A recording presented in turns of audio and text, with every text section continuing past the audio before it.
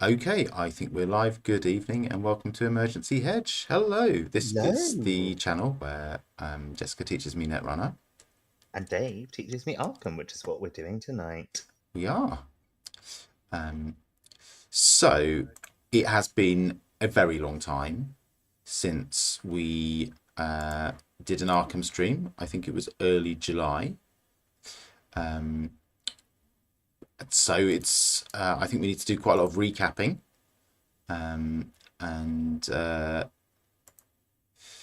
working out where we Yeah, were and what we were doing. I definitely haven't got a fucking clue what's going on, so I should.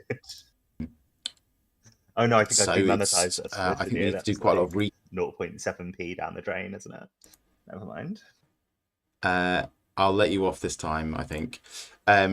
We are going to be playing the third scenario in the Edge of the Earth campaign, which coincidentally is entitled Ice and Death Part 3.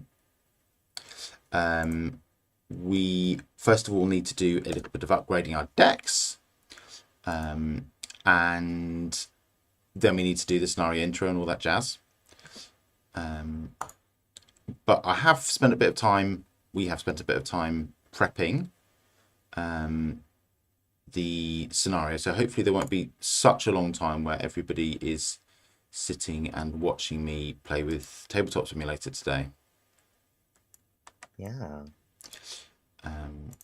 But I think we need a bit of the story so far. We need to do our deck upgrades. And something. So I've been doing it. I actually have had to look back at some of our old streams to remind myself of what happened and where we got to. Let's do the story so far, if that works for you. Sure, yeah, I'd like that. We are, if you recall, on a doomed expedition to Antarctica. We had a plane crash. We lost one half of a blossoming lesbian love story that we're both quite interested in said plane crash. I'm really still extremely annoyed about that. Yeah. We wandered in two scenarios around the same desolate, icy landscape. The first time trying to find a place to camp. The second time trying to find our idiot companions who decided that they wanted to just go off on a jolly for some reason in the night. We managed to get two of the four or the three. I think two of the three, maybe. We managed to get William Dyer and Takara Kaido, the Japanese aviator, and rescue them. It was a sort of skin of our teeth scenario end, you might recall. Yes, Yeah, very much so. there's this inflection point in the campaign where we go when the episode where we go from being quite jolly and bullish about it to Jessica, should we just run away? What do you think? So we did that. And sadly, right at the end of the scenario, I drew my weakness, which meant that I didn't get any XP from that scenario. Is that ringing a bell? That is ringing about it. Explains why earlier you said you have 3 XP rather than we have 3 XP. That is what I said. There. However, in reviewing our gameplay, realised that I did have one opportunity to deal with that weakness and still have enough actions to run away. Okay. You will recall that I have a weird little monster as a pet who runs around and does stuff for me. In our eagerness to get the hell out of the icy wastes and back to our nice warm camp, I forgot that said little familiar has one free action per turn, which can be used to investigate. Okay. And my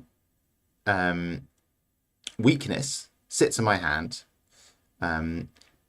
until I have but I'm allowed to discard it after I've successfully investigated a location with no clues on it. You following me so far?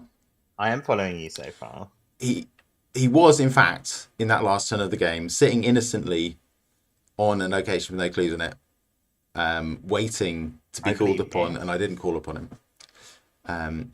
His investigate skill does allow him to investigate at 4, and it was the Shroud 4 location. So basically, I think I should pull a token and see whether I can get to spend my 2 XP. I will certainly allow it. Yep. If you're putting a token for it, I don't think you should. It should be an automatic. But if you're putting a token, Yeah, for sure, because it was like yeah, a test on evens, which is like a really shocking like 25% chance or something rubbish like that. But yeah, my goodness, I'm going to get my 25% chance that I was cheated of by my own incompetence. So I'm just going to pop us into TTS for a moment, yeah, and don't perform the draw, and then we can do our deck upgrading, or probably most likely you can do your deck upgrading, and I can watch and imagine what it would be like to upgrade my deck. So there's the Chaos Bag. It's funny, isn't it? It was almost muscle memory to me before we went on our summer holidays doing this, and now I'm like, which button do I press? Who am I? Right, here we go. Without further ado, it is a tablet. That's a failure. And it's discarding cards of my deck, which would not have made any difference at all because we just resigned. Yeah. So okay, I don't get to Sorry. use any XP. There's a little consolation prize in that I get a little bit of free upgrades. Is that also ringing a bell for you? No, because this was I have trouble remembering what I had for breakfast this morning. So like this was months ago. Cool. Let me just hide that for a second. Let me share my screen with you for a moment so you can see what's going on with the deck building.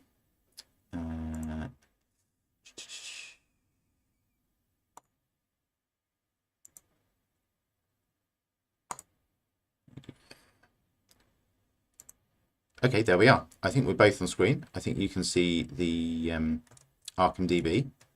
I can. Hooray.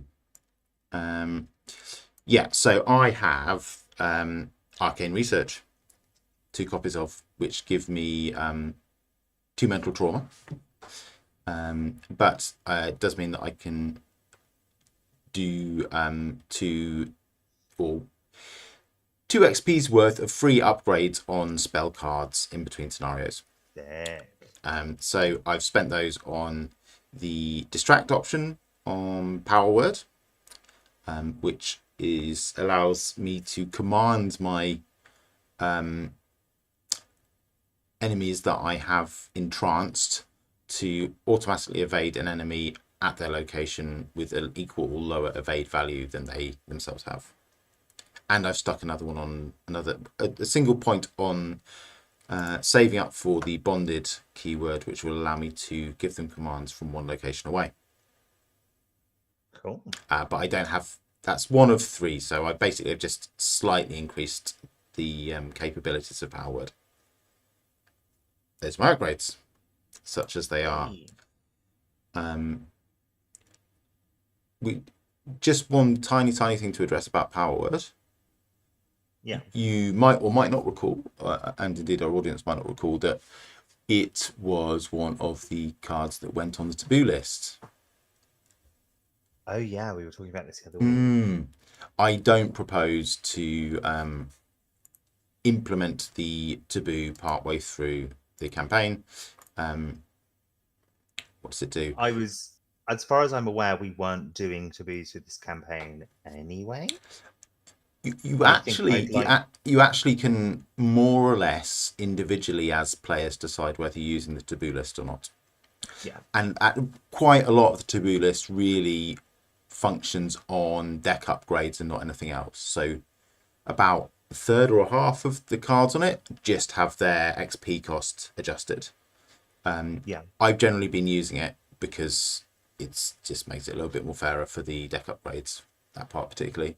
But swapping how things work halfway through a campaign is a little bit complicated, and particularly when you're looking at a customizable card, and like it lost one of the options in the customization. It lost a little bit of text off the front. It got a parlay. The parlay test got a sorry. The parlay action got a skill test that wasn't there before. I don't think either of our decks are nearly strong enough in this campaign to warrant a mid-campaign implementation of a taboo on this card. So this is Powerwood's last hurrah, unrestricted by its taboo. Okay. I'm of the opinion actually that my deck's pretty powerful. Yeah. Like, I know we got out by the skin of our teeth last game, but that is how you are supposed to play this game. You are meant to get out by the skin of your teeth. So whilst I'm not intending on imposing a taboo list on myself during this campaign, I think after this campaign, just in general, like in games that I play with you and games that I play with other people, I'm now in 3 different Arkham groups, including this one. That's something I want to talk a bit about. Sure. Yeah, tell me what you're doing. So my friend Lou and his partner and I have just finished Night of the Zealot, the kind of the scenario, like almost tutorial campaign.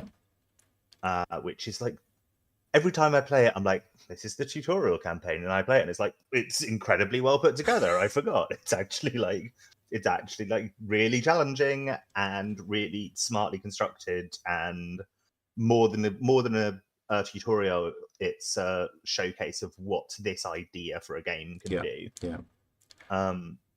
It's often said in the community that the first of the 3 scenarios teaches you the rules. The second one teaches you how incredibly good and challenging the game can be, and the third one teaches you that sometimes the game likes to hit you over the head with a stick and steal your lunch money.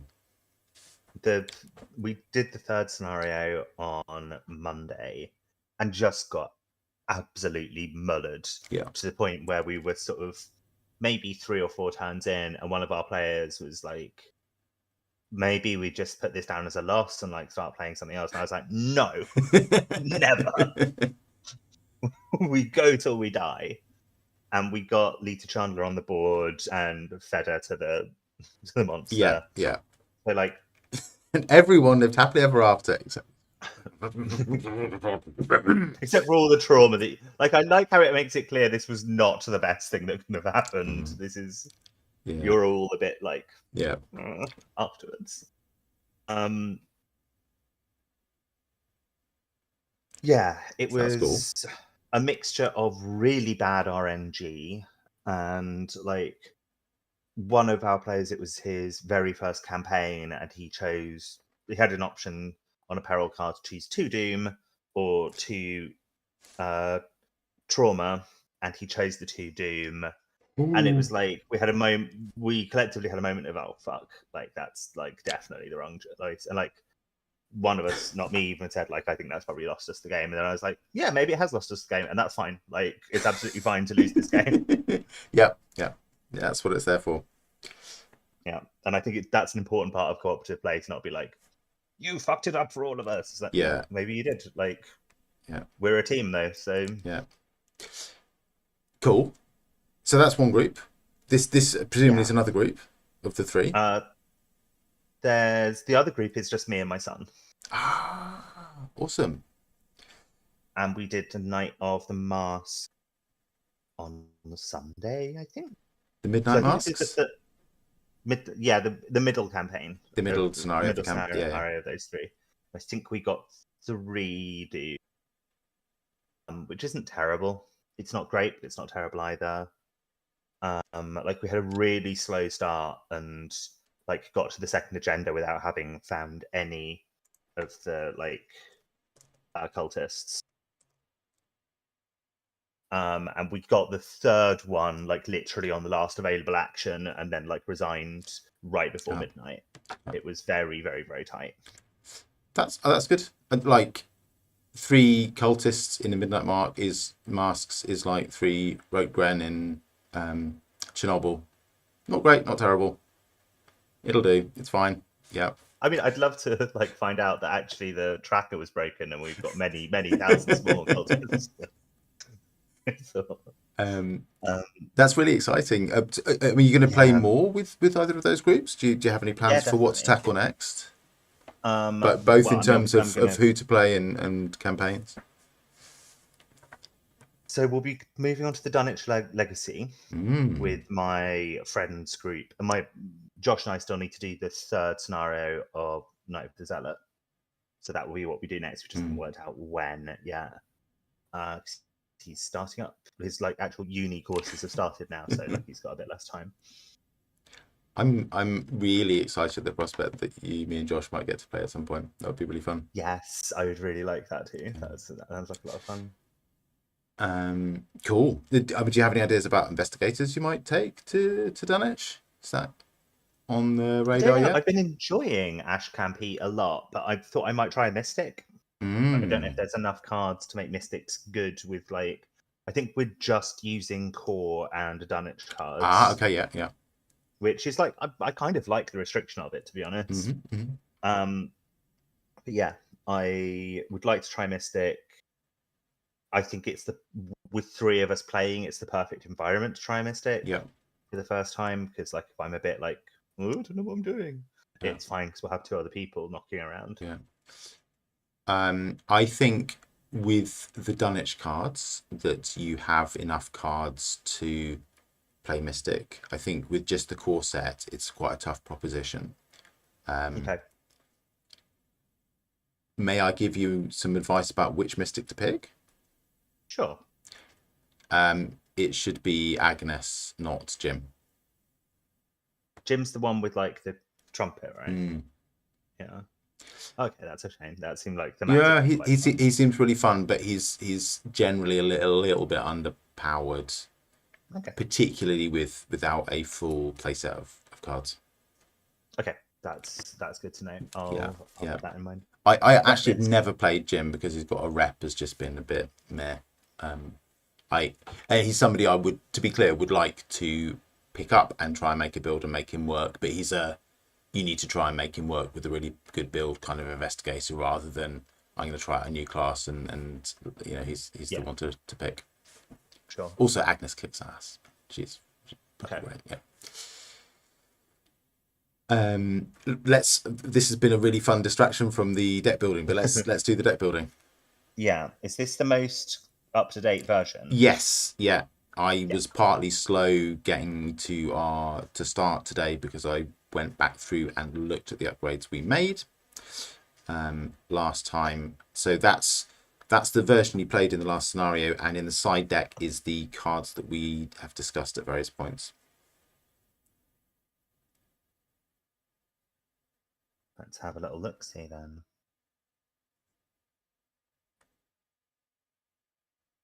Check out Alter Fate. Not that I'm immediately looking at the 3-cost cards because that's the quickest way to get to play Arkham. Yeah. But it is a 1-cost event card. It's got a single wild icon. It's fast. You play it in any free trigger player window, and you choose and discard from play a non-weakness treachery that is not attached to an elite enemy. That sounds pretty good. I think it's a really good fit for this campaign. Well, I mean, one thing, I don't think this is what you're going to choose, but in the interest of including all the things we talked about, we had also talked about an upgrade to Granny Orn at some point. So I'll just stick her in the side deck so that doesn't get completely forgotten.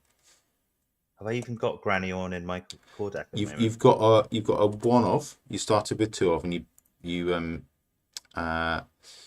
disposed of 1 copy in your last upgrade because she was a bit underwhelming, and she is at level 0, but she's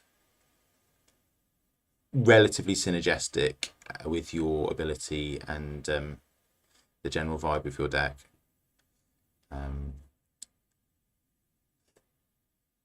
And better in at level 3. But I think picking Alter Fate is a great choice here, to be honest with you.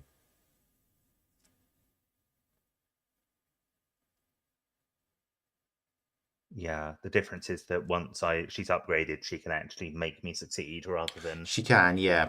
You last time bought the cat army. I did. Represented here by Mr. the General. And I think I would advise a little against upgrading 2 allies when you don't have a copy of Charisma, because you are unlikely to want to chuck either of them once they get into play, which means you'll have another card you spend XP on that you probably just don't want to play. So yeah, I agree with this. Yeah. I think Alter Fate looks like it's just very good value. Yep. I'll stick that in. To the point where I don't know what to take out. I do.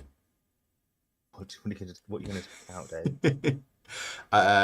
If anyone has been following this series of broadcasts intently, they'll know that I've been gunning for Grit Your Teeth since the very first time it appeared on either of our screens. Yeah, sure, we can get rid of it. Yeah. This is an excellent exchange. Yeah. Which is the card that lets me like throw my weapon? That's Act of Desperation. I've had several opportunities to use it now and just haven't. Because it's really not very good. No, it's good. It's really good. Yeah? Okay. Yeah, so it's... I could have sworn you were dead against it. No. This again is a conversation we've had more than once, but that's fine. We last had it in July, and it's September now, so it's not in late September at that. Time is a flat circle. So. It is, yeah. No, Act of Desperation is good. Obviously, I am in favour of throwing things at enemies because it's funny, but that notwithstanding, so it's you have a combat skill of 3.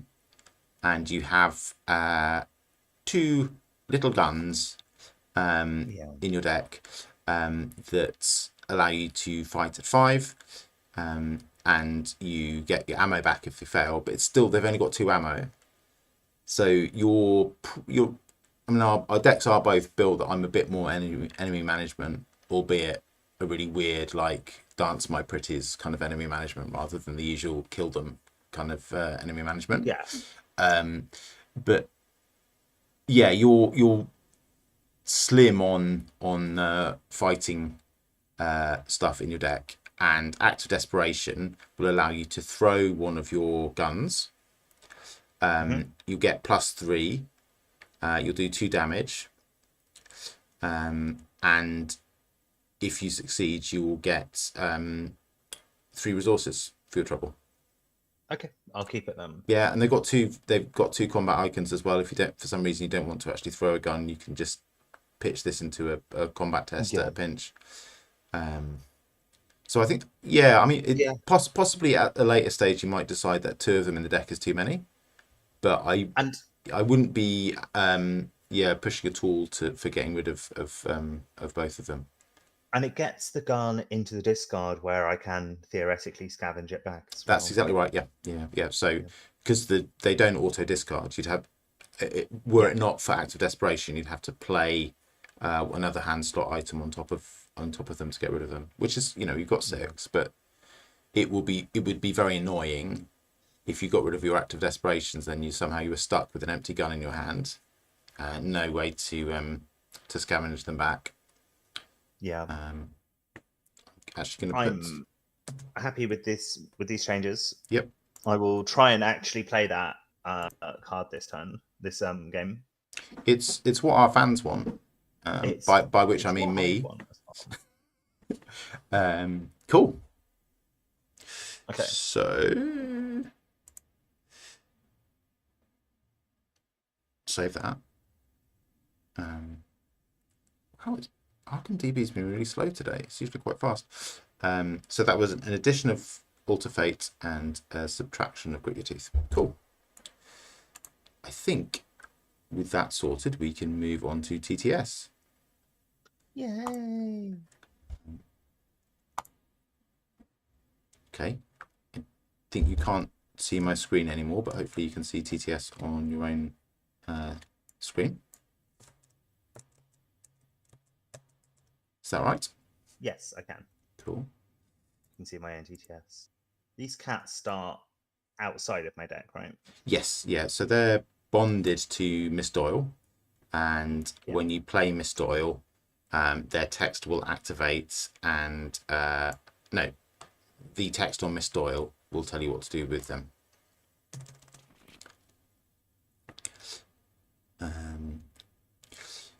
So I think we need to read the introductory text to Ice and Death. Okay. I'll just find us the right page. It's miles along here, I think. Yeah. So I had to skip back and check what the rules were for partners. No, I've gone too far.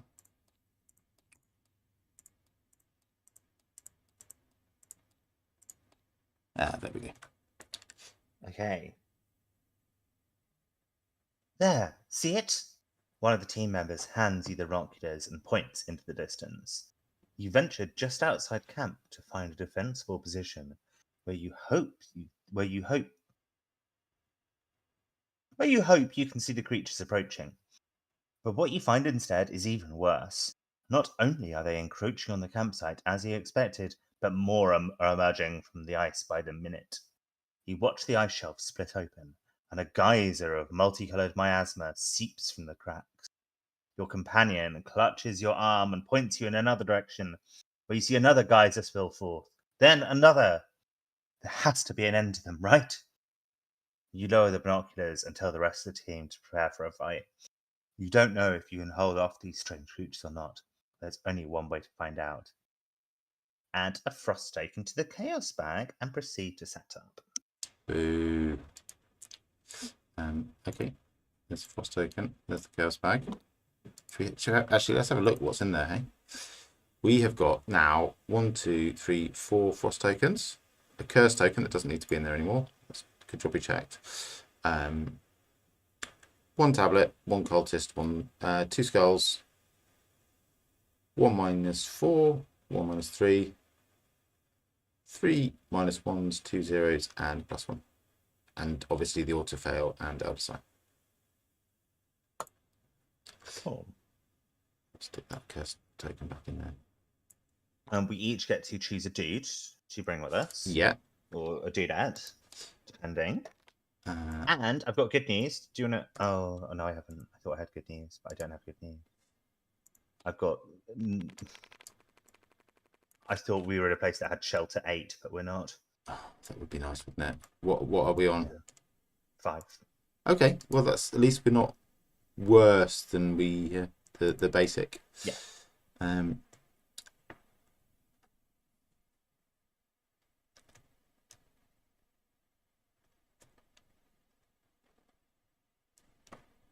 So we've got Roald Ellsworth, who can discard treacheries. Oh, no, make them appear, make them blank. We've got Elia, who can exhaust, and his dog, and you. We've got Amy Kensler, who I think is underwhelming. I just feel a bit bad that she's like this key expedition person, and her ability is that you can look at a card and maybe discard it. It's like, it's all right, but it's not amazing. Look at the top card of what the encounter deck. You can look. You investigate with a base skill of 5, so you would get a clue anyway. Yeah, I guess that's all right if you get a clue anyway. But if you succeed, you may look at the top card of any investigator's deck or the encounter deck. You may discard that card. But it's a 3 secrets, 3 uses ability, so you could do this 3 times. That's better than scrying, which is considered to be a very good card. Jessica, who have you been talking to? I played scrying in a game the other day. I've been talking to myself. This is my want. Okay. Yeah. You're obviously entitled to your opinion. I am not sure that is a broadly applicable statement about the general consensus about scrying as a card. Okay. You don't think it's a good card? I think it's not worth the action, no. Well, this doesn't cost an action. This happens at the same time as you investigate, and you investigate really well at 5. Yes. Right, I'll stop defending it. Yeah. It's if all I love it so much, right, I'm but marrying it, like you know? compared to Claypool's up yours frost token, we'll have Yeah. none of you today ability. Well, look, we've got the bad ones. I've put the bad ones mistakenly in here. I spent so long looking for them as well. And we had Darnforth who did the same thing to Kelly Lee cards. Sadly, Yeah. no longer with us, frozen to death in Snowgraves. You have a look at those guys. I'm tempted to take a liar today, actually. We've got Cookie, who is like really good at fighting. He hits enemies so hard they don't hit you back, which is quite a skill. Yeah, I'm really tempted by Cookie as well. Yeah. I think considering that we're likely to get split up, and why do I have a frost token now? Is it meant to be in the bag? I hope not. I can check actually. How many did I say we had in there? I said we had like 3 or 4 in there, didn't I? Yeah. I think for me it's either Cookie or Avery. Okay, there. Here's our missing guys. Okay. Cool. Let me tidy all this nonsense up. Should I still be on 5 health and 1 trauma and all this sort of stuff? Or should it be back? You should be back to 0. You should be back to Okay. 0. I should have 2 mental trauma because I have been playing with the dark arts. Naughty, naughty. Yeah. So here we go. We've got William Dyer, who spend a secret and you can heal 2 horror from an investigator or ally. And Takada Hiroko, who it's a click to get 3 resources. Yeah, it's not terrible, is it? Not at all. Actually, I'm quite tempted to take her. I think I'll take her. I think I'm going to take Cookie and then regret it every time a frost token comes out. Yeah, I think you will actually. I think that's exactly what's going to happen. Do you think I should take the other person instead? No, because if you don't take them, I'm not going to. I just was so happy. All I can tell you is that I sang songs about Claypool during our last outing with him. God damn it! Fine. They weren't very complicated songs. It was a silly little like piece of doggerel, but like he was quite good. All right. You've convinced me. Oh. Where's Claypool? Claypool, there you are. Yeah. I think it's the difference as well. Like 5. We've got an extra frost token in, so if he was good last time, which apparently he was good enough to have songs sung about him. He was, yeah.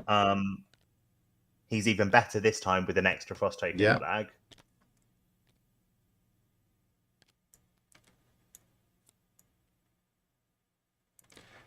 Okay.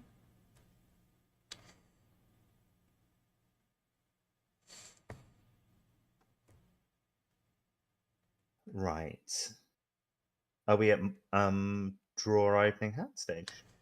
Yeah, it start doing that. I just need to check that we got the right number of frost tokens, which is just me faffing with my phone for a moment on the amazing and brilliant Arkham cards app that I will never tire of recommending to everyone. Did we put my upgrade in? No, we didn't do that. All right, let's start that. I'm glad you remembered now. Me too. There should now be 5 chaos tokens in the bag. Frost tokens. There are currently 3. Wow. Don't even know how that happened. Okay, so that's 4. And that's 5.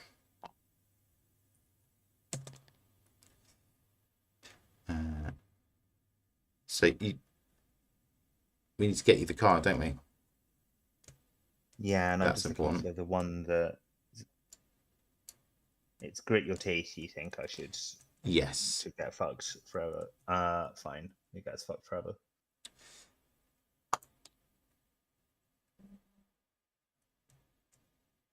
I'm pretty certain that we'll be singing about Alter Fate before the evening is finished. Here we go.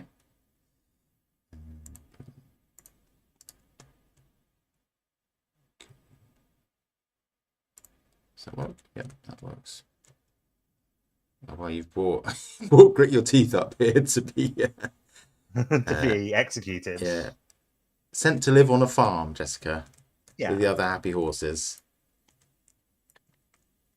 There you go. Shuffle that bad boy in. And just go in there. Cool. Okay, now I'm going to put that random token and I'm going to draw my opening hand, I think. Okay. Oh. Did you put that in my deck? Is it now in my deck? I dropped that on the top of your deck, yeah. So, like, give it a little shuffle. You can check that it went in there if you like. Okay, cool. Time to draw some cards. You can fuck off, Mob Enforcer. You won't need you till much later.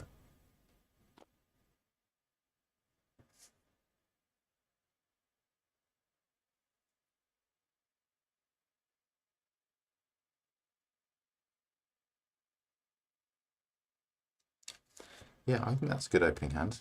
I'm happy with that. Yeah, I think I'm going to put 3 of these back.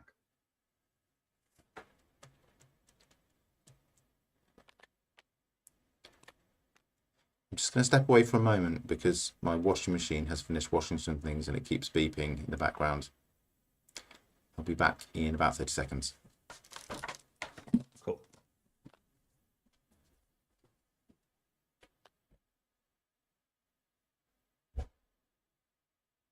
Meanwhile, I think I've broken my cards in some way. I do not properly understand. Are they all there? No, they're all there. That's fine. Cool. Draw 3 new ones. So I really want is not anything that I've got.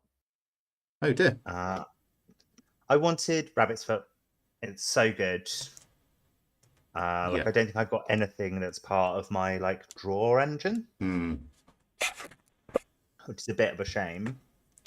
I do have. I've got a card I'm really happy to see, but in keeping with the Prime Directive, I can't tell you what it is. I and our audience can see it. Okay, cool. Yeah, I'm very excited that I've got Miss Doyle.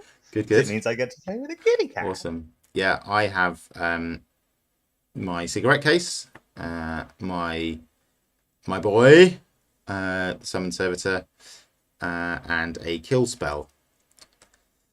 Sick. Right, do you want to read us the agenda and then we can start our turns? Yeah. Agenda 7A, Manifestations of Evil. Something stirs beneath the ice. Through the cracks, a vile ichor bubbles forth, its odour pungent and rancid. Forced. When this agenda would advance, if there is at least one face-down card beneath the Seeping Nightmare, instead of advancing the agenda, remove 2 Doom from play and find the Seeping Nightmare with the most face-down cards beneath it. Choose one of the cards beneath it at random and spawn it at its location. Okay. I will explain that to you in just a moment. Let's have a quick look at the act. Under attack. Your camp has been discovered, and now the monsters prowling about the ice and snow are converging on your position. You have only 2 ways out of this nightmare. You must fight, or you must flee. Each Eidolon enemy gains victory 0. Okay. Gains investigators at your location spend 4 clues as a group resign. Objective: if there are no Eidolon enemies in play, advance. Objective: if each undefeated investigator has resigned, advance. Okay. Okay, so I'll just draw your attention to the Frigid Cave and the Snowgraves, both of which have a Sleeping Nightmare at them. The Sleeping Nightmare says, while an Eidolon enemy at Sleeping Nightmare's location is moving, its location is considered connected to the camp. While there are no face down cards beneath Sleeping Nightmare, it gains Hunter. When Sleeping Nightmare is defeated, remove each face down card beneath it from the game. It is itself an Eidolon enemy. Okay. So basically, it's going to spot every time the agenda flips. And there's 4 Eidolons underneath each of them. So every time the agenda flips, one of these cards is going to activate and come for us.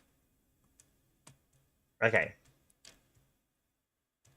So, if I've understood correctly, yeah, we have to either kill these 2 quite beefy, actually, monsters. Mm-hmm.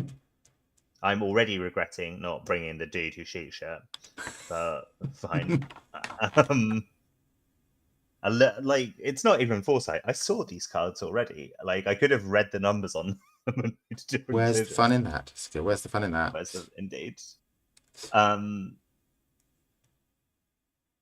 We need to either kill these 2 things, or is it only 4 clues we need? But to presumably resign? it's the less. Yeah, presumably it's the less good way of advancing this agenda is to resign. I think so, yeah. I think surely there must be some benefit to giving them all, right? Yeah, we need 8 clues, in fact, to resign, not just 4. We need no, 4 no. per person. 4 per person. Oh. Yep. Of course, each of us needs to resign, and each time somebody resigns, we need 4 clues to do it. Yeah, okay. That's the way of things. Okay. Yeah, I mean, Cookie would be good. He gets 3 shots. Each one does, as previously mentioned, stop. The thing attacking for a turn. Yeah. So, like, that works out as like half of one of these monsters, does it? Yes. Yeah, because he doesn't get +1 damage. No. He's the 3rd action when you're engaged with an enemy. That will do a single point of damage, but will mean that you don't get attacked next turn. Yeah, but like that's still pretty big. Anyway, I've made my decision. I'm not going to retcon it because I think the game gets more boring the more retcons you do. Mm-hmm. Let's start. We have options. Yeah. Yeah, I think so. If you're excited about your opening turn, I'm going to say you go first. Sure. Yeah, sounds good. So I think we don't want to be at the camp for very long because the enemy is going to come there. We want to go out into the world and fight them. And I particularly want to cast Power Word on one of them. And yeah, use it to my advantage. Yeah, I think we can have some fun with this. We'll see. I'm going to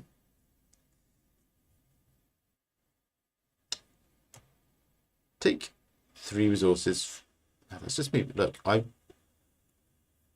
here I am on a stream where I purport to teach you this game, and I was literally like, "Oh, I've got a card with lots of resources on it. Let's just take them."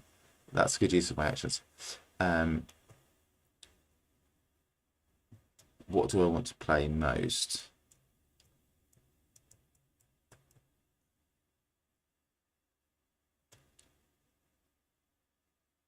I do install.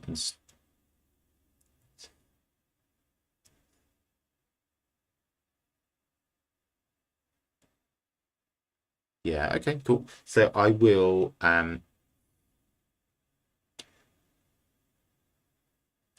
play Azure Flame for 3 resources. I will play the Summon Servitor for 2 resources. Summon Servitor comes into play at our location. I will command it to go to the Icy Wastes and think about what it's done. So that's its action. And I will now take 3 resources. Okay, that's my turn. Oh.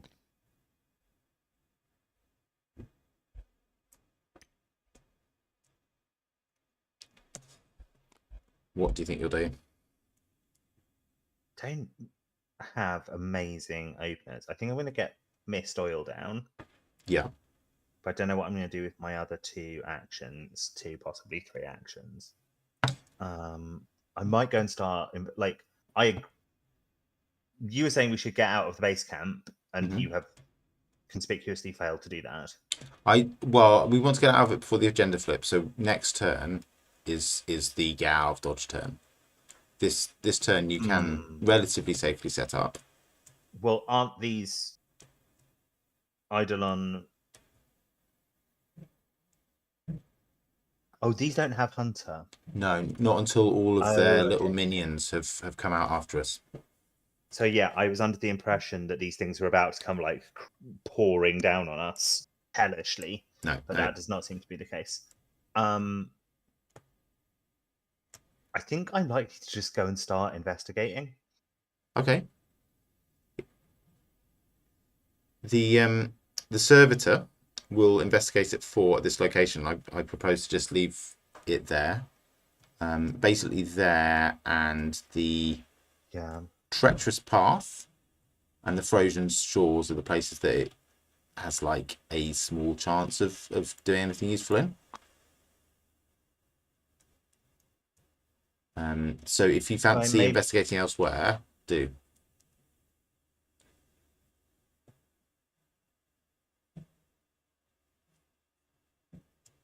Yeah, I could go to the precarious ice sheet, or I could go to the barrier camp.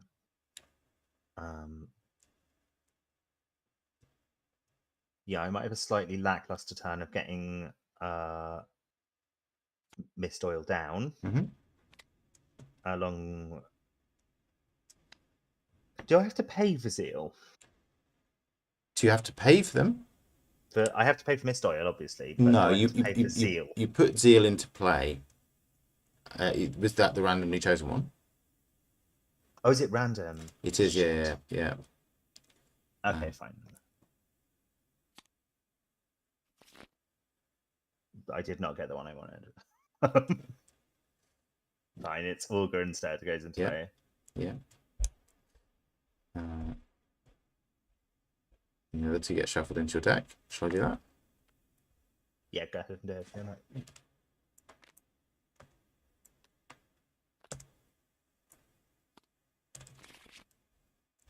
So Augur is the investigative one. That's not a terrible one to have at this stage. Yeah. Okay. So that was action 1. Actually spend the resources.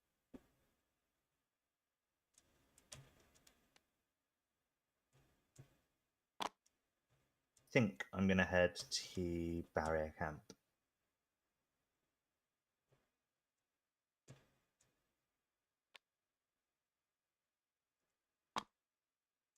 Cool. That's the rest of my turn. Okay. It was not a particularly exciting turn. The first turns often aren't, but they pay dividends in the long run. Yeah. Cool. It's the enemy phase, and the sleeping nightmares remain slumbering for the time being. So we move on to the upkeep phase. Merely because it's going to drive me pedantically mental for the rest of the game. These are seeping nightmares. They are not sleeping nightmares. Yeah, indeed. Thank you. That's helpful. It's not particularly helpful. No harm would have been done if you kept saying it wrong, but it was important to me that you did it right. I think So I apologise for being pedantic. no, not at all. It's the game is strong in a narrative sense, and the whole point of the horror here is that the nightmare is coming through cracks in the ice to contaminate the living world. Also, like, it doesn't make any sense for a nightmare to be asleep. Like, a nightmare is a thing that happens to someone who's asleep, not a thing that sleeps. But I mean, maybe it's just beyond your comprehension, Dave. And that is the sort of catch-all Lovecraft get out, isn't it? Your puny mind can't possibly comprehend why a nightmare would be asleep. Okay. I'm imagining Lovecraft having this argument with his publishers over and over again. It's not badly written, it's just beyond your comprehension. Yeah. Okay, are we at Mythos? We are. One doom of 2. Shuffle the encounter deck. I often failed to do. And please draw yourself a card. It's a polar vortex. Well. Yeah, that's a card. That sure is a card. It's really not. Let's see what I get.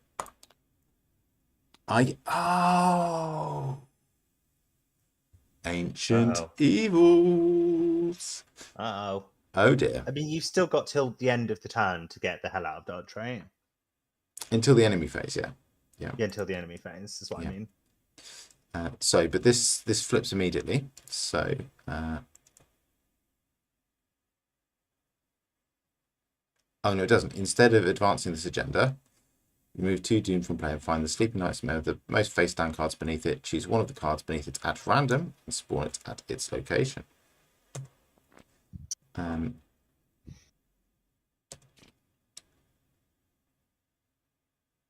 That's an interesting question. Is it an interesting question?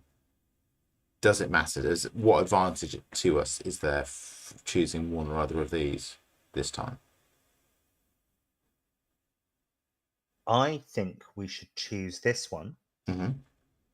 Because this, despite the fact this one is sort of like closer, that means we will have choice about which route the hunter takes. Does it go to Icebreaker Landing, or does it go to Rocky Crags?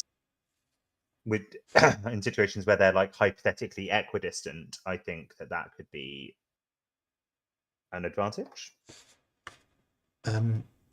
We want, if we can, to go and kill them as soon as possible. And we can just go directly to the Frigid Cave because we've been there already. The Snow Graves we need to have 4 clues to get to. Then let's do... That's another reason to do Frigid Cave. So the reasons are piling up for Frigid Cave. Tell me your thinking. So my thinking was that Frigid Cave, when the monster comes hunting us, will give us more options for which route the monster takes in hunting us, because it's starting closer. Whereas a thing that spawns at Snowgraves will always want to go to Icebreaker Landing first because the other route is going to be longer. So I think that it depends where you end your turn, but I'm saying hypothetically, if you end in the Icy Waste, then the shortest route is, we're going to have like 2 equally distant shortest routes, and that might give us options. Okay, we'll do that. I think I was thinking that one of them may end up having more enemies underneath it, and that should be the one that we go and kill first, because if we kill it, the enemies underneath it are not in play, and they'll go. I mean, they'll alternate, right? They'll alternate, yeah. So there's not very much in it. I think they'll all go. I can see arguments in either direction. I guess this is my decision, though, isn't it? 'Cause I'm the lead investigator. It is your yes, yeah, absolutely. For right now, I'm going to say this one up here, the Frigid Cave. Yeah. Congratulations, you have found a skittering nonsense. Skittering nonsense. Yep, it's the one where you get a Tekelili shuffled into your deck when you defeat it. But it's not a very hard card to defeat. It's not.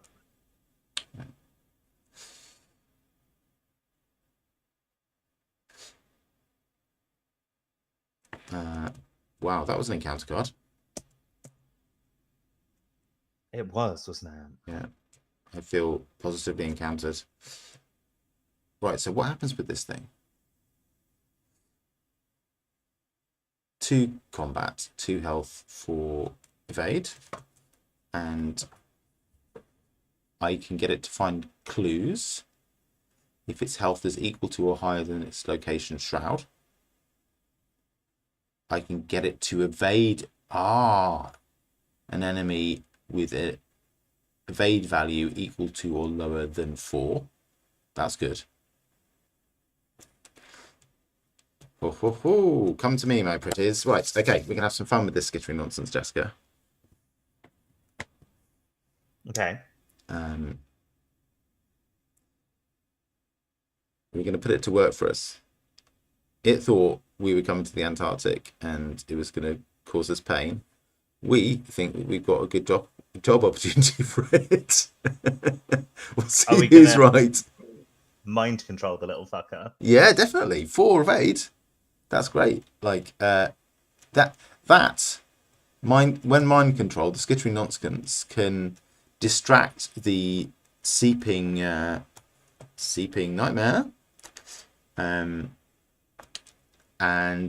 Yeah, trip it up. This time, Jessica, the nonsense is on our side, or will be. Excellent. Cool. Where do you want to end your turn?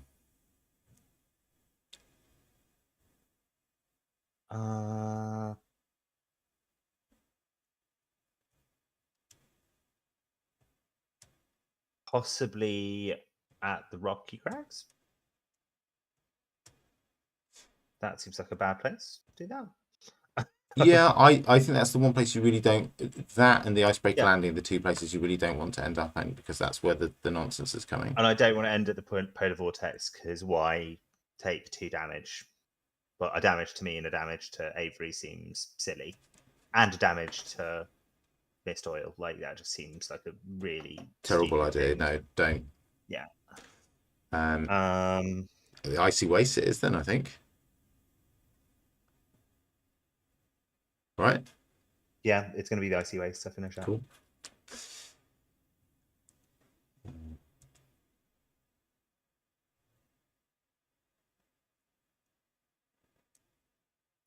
My turn's going to be really boring, I think.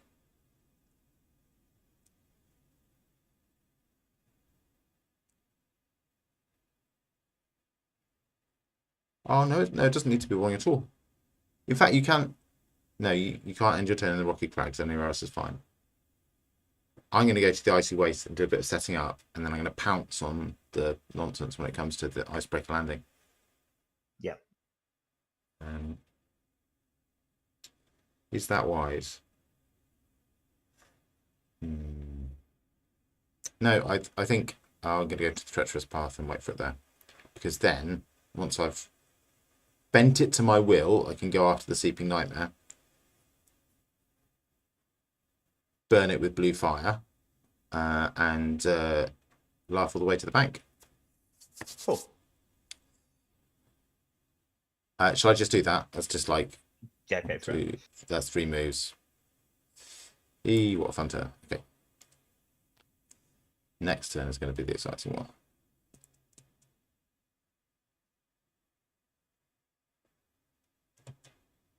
Okay, is that your turn? That's my turn. Sorry, yes. 3 moves. I will draw thin. Is this card on a list? Oh my! Oh yes, it is. I think that's one of the Yeah. that was on the very first taboo list. I believe it is. It's changed, so the XP cost has changed. Okay. So I'm then going to. I'm trying to fail, aren't I? So yeah, let's investigate. Yeah. You get the benefit from drawing thin before you take the test, technically. Not that it makes a huge difference. Oh, okay. I will draw that. In my head, I had to fail it to get that benefit, Yeah. but I don't. I just get the You extra just action if get I fail it. yeah, exactly. Okay. So I have to do some stupid maths. So I'm at.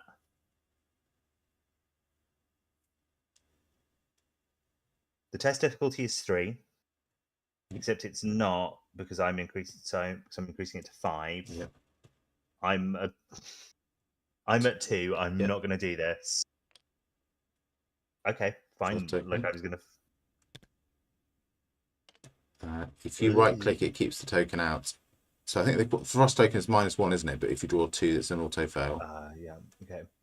And the cultist is another -2. If you fail, shuffle the top card of the Tekeli deck into your deck without looking at it.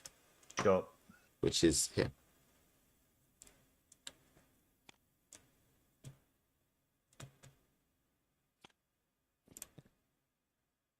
Done.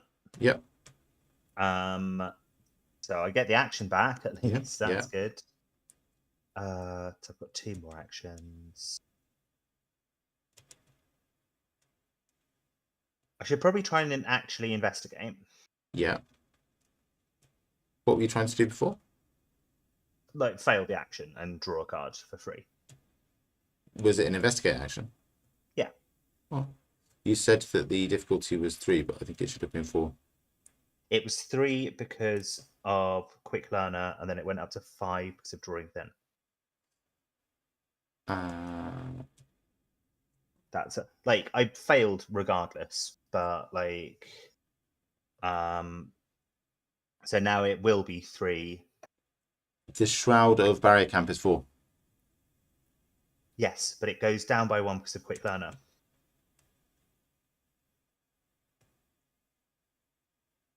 Oh shit, that was only my second action, wasn't it? For some reason I thought it's like so. operating from my...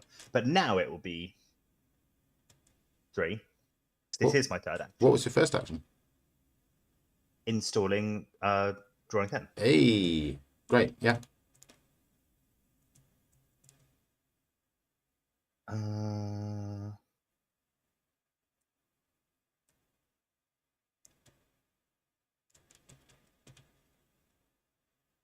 I'm going to investigate with a base value of 5 using Augur. I think you should, yeah. Yeah, I think I should as well. Okay. Okay. I failed to do that. And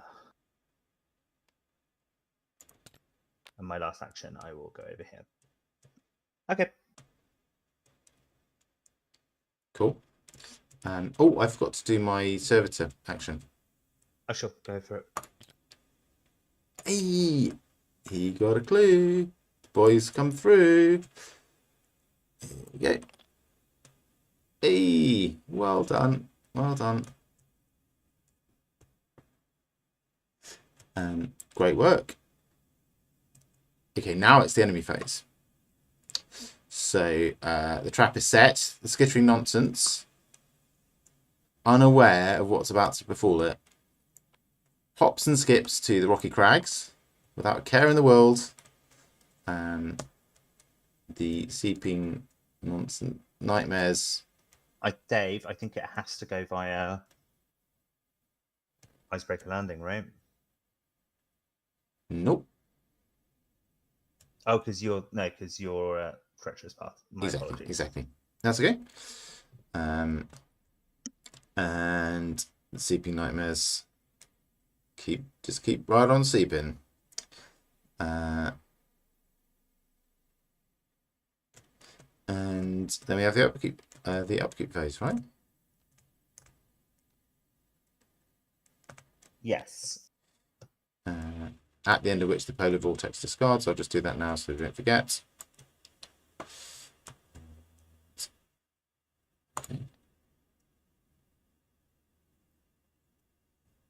Okay.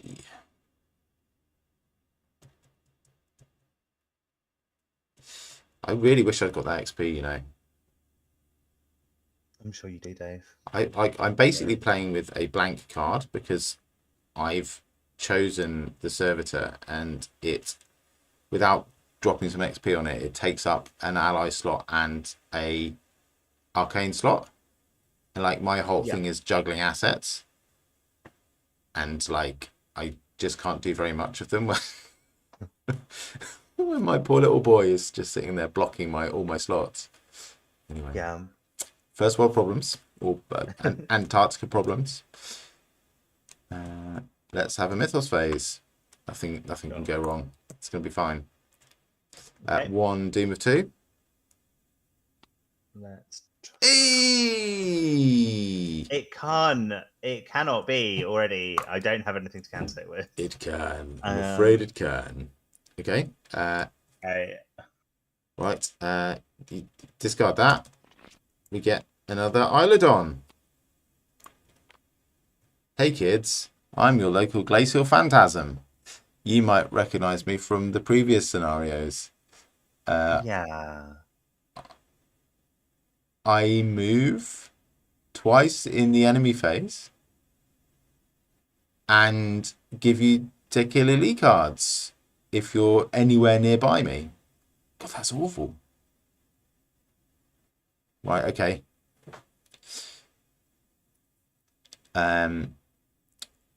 Yeah, I'll have to do something about that. When I say we'll have to do something about that, I mean the scheduling nonsense. We'll have to do something about that.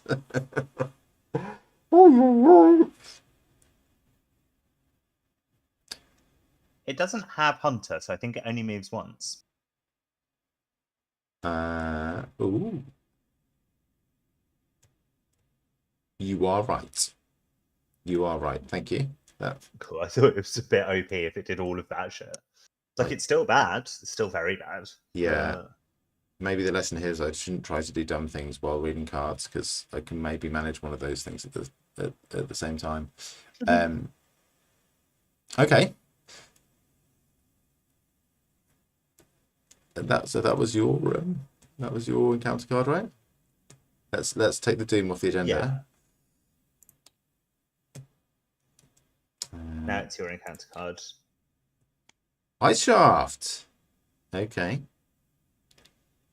All right. Okay. Yeah. 3 agility, you say. Test 3 agility and hope nothing bad happens to you say. Right. What's going to happen here?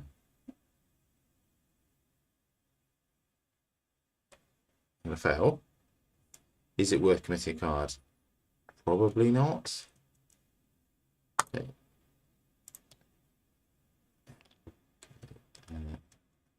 So that's -2. Oh, man. Okay. So 0. I take 2 damage. And I get a Tequila card. That was really bad Mythos phase. It really was. That was like uncommonly horrible. We've had 2 quite bad ones in a row. Yeah. I am... Right. Have you mind controlled this skittering nonsense yet? No, that was going to be my next move. Okay. I broadly think that this ends with us having enough clues and resigning with them. I don't think that we kill all the stuff that we're meant to kill. I that is my gut feeling right now, that these monsters are quite hard, and there's effectively 10 of them between the 2 seeping nightmares. Like, obviously, we can get in and kill a sleeping nightmare and knock the stuff out from Yeah. underneath it. Yeah. But neither of us are particularly good at fighting. I don't like. I assume it is better if you do that in the same way that, like, yeah, sure, it's better if you get all 6 masks in the Night of the Masks campaign, all 6 cultists. But like, it's generally not worth trying to get the 6th. It's generally not worth risking it going to midnight if to try and get the 6th one if like that's a real risk. And I think the real risk here is of us getting absolutely swamped with monsters really quickly. See, Jessica, this is the kind of cowardly talk that I'm not very keen on. Is it now? I have a blue flame in my pocket, and I want to barbecue a sleeping nightmare. And I've got a mind control trick that I want to use on skittering nonsense. And yes, I do agree that having 2 horrible enemies spawning in 2 turns is quite nasty. Yeah. And I think that I think we're going to be playing whack-a-mole for the rest of the game whilst trying to like get to 8 clues and run away. I don't think that we're gonna. I could be wrong, and we'll know better around the time the 3rd one spawns. Mm-hmm. But I think that I think the proof will be if when the 3rd one spawns, it's the only thing on the board. The only non-sleeping nightmare Adila on the board, or if it's like the 2nd or 3rd one on the board, and we only have like a turn's respite. And I think let's see if I can roast this nightmare before things get too horrible. I think that's what we're looking at. Shall I have a crack? sure. So 3 actions, move, and then Like, I'm very happy for the way that we do this, for you to be on enemy management and me to go around and like hoover up 8 clues for us. And then like we'll do our best and run away when we need to. But I think we should prioritize getting those clues before we get swamped. Yeah. Well, I've my boy's in the case. His record at getting clues is exemplary, almost the best weird little monster that I've ever seen get clues. So, what can possibly go wrong? I mean, the skittering nonsense is not going to be too bad at clue getting either. I think it will be more busy, distracting. Yeah, but it can also get clues on a 2 shroud location. Should we ask it to? cool. Yeah, maybe I'm overestimating the threat, but I'd rather overestimate it than underestimate it. Cool. I'm going to play Lucky Cigarette Case because ever there was a time for a smoke, now is it. I'm going to move to the Rocky Crags. Skittering Nonsense will engage me, but I'm not going to bother moving it around because I drop Power Word on it, which is fast. Ooh. And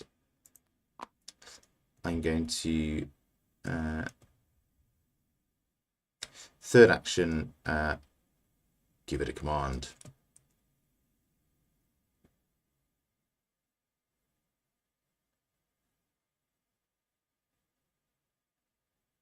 Yeah. 1, 2. Move twice. Is that right? Yeah. No, move twice here. 1, 2.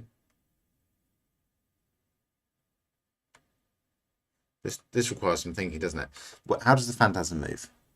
Towards the location with the most investigators. So as long as we split up, we can send it in any direction we like. Well, pretty much, yeah. Yeah. As long as it's not getting further away from us. 1, 2, 3. Yeah, this works.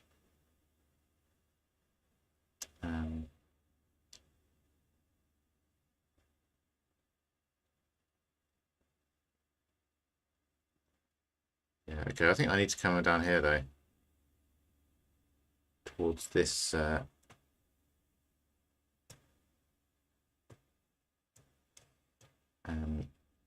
this nightmare.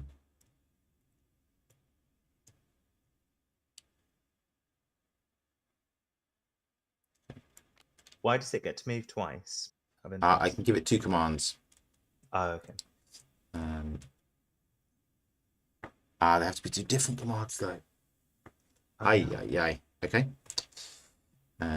So it will move once, and it will pick us up a clue from the treacherous path, which will prove very useful when I march into the snow graves. So I played like a cigarette case. I moved and I gave a command. The servitor will investigate your location and get a clue.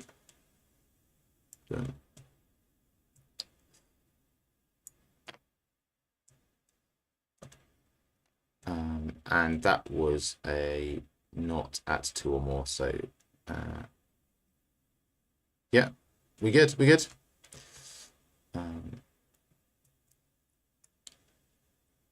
So basically, I need to just keep chasing after the skittering nonsense and send it to Phantasm. They can fight each other, right? No, the skittering nonsense can distract it. Okay. But it won't move if it's distracted. Okay. And yeah, let's see. I might have to eat a Kalili card, but I think I can deal with it.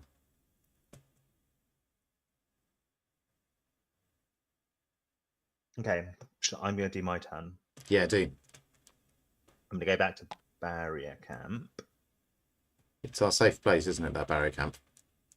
Yeah, and I feel like there's lots of clues on it, and I can get like 1 or 2 of them per turn. Mm-hmm. There's also some dynamite that we've just singularly failed to collect, and this is feeling like the kind of holiday where I wish I'd packed dynamite, to be frank. Yeah, I literally was thinking earlier this game, like actually this specific scenario feels like it'd be a really good one to have dynamite in.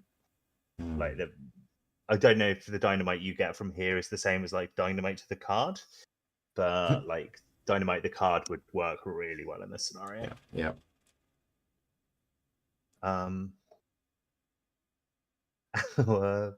Coup de grace the other day, my son and I we were running out of actions and we didn't have enough actions to go and parlay with that woman who you just give 5 resources to, Knight of the Mars. Oh yeah. So we threw dynamite at her instead and killed her. I'm sorry, that price is far too high. We're just going to blow you up instead. We had the resources, we just didn't have the actions to do it. Right, I will investigate making this 6. I've increased it by 2 with drawing thin. I fail, obviously. What was I going to do? Draw a card. I'm still in card drawing mode. Boom.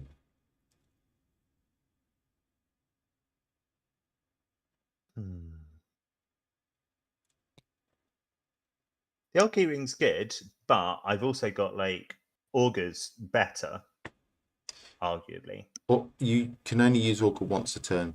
You also do have winging it in your hand, which is also good, and significantly is better when it's in your discard pile than when it's in your hand.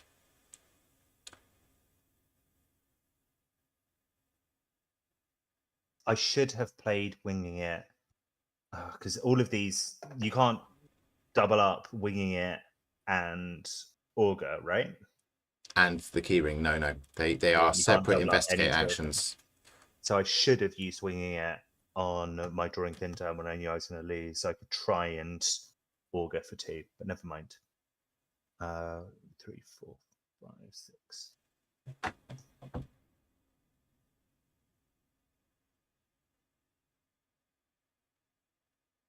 got 2 actions left.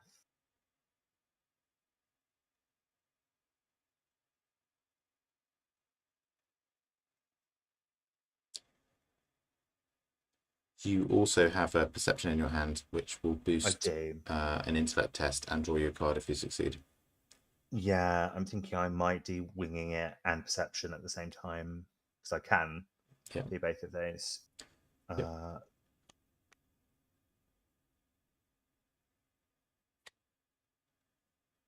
what do we come out at? With, So much maths with this ID. yeah. So this is 3 because of quick learner. Yeah. Then you've base 2 plus 2 for the perception, and you get -1 shroud for winging it. So it's 4 versus 2. That's what I had it at as well. Yeah. Okie dokie. Right, it's like that, is it? Okay. It is. Right, okay. Like I've got. I was like, do you know what? Pretty much whatever I pull, I can make this into a success because I have cards in my hand. That's the one token that wouldn't allow me to do that. Yeah. Let's just investigate with Augur at 5 versus 3. I think I'm going to start cancelling some of these. It's your man, Avery Claypool. Back again. Is. Live and direct. Oh, fuck off. Oh, you've got lucky. I do have lucky. All right. Lucky does it, right? Yeah, lucky must do it. Surely that you were 2 up, and now you're 2 below, and lucky puts you on evens, which means you succeed. Yeah, cool. Like I feel like out of sheer bloody mindedness, I succeeded. Like that was like 2 actions and 3 cards to get a clue. I'm such a tool. I didn't use winging it. I can't use it with Augur, can I? No, you can't. You also took a clue from the clue bank rather than off the location. I did. Thank you. Oh, steady on there, cat. Stay where you are. Stay where you are. Be a good cat.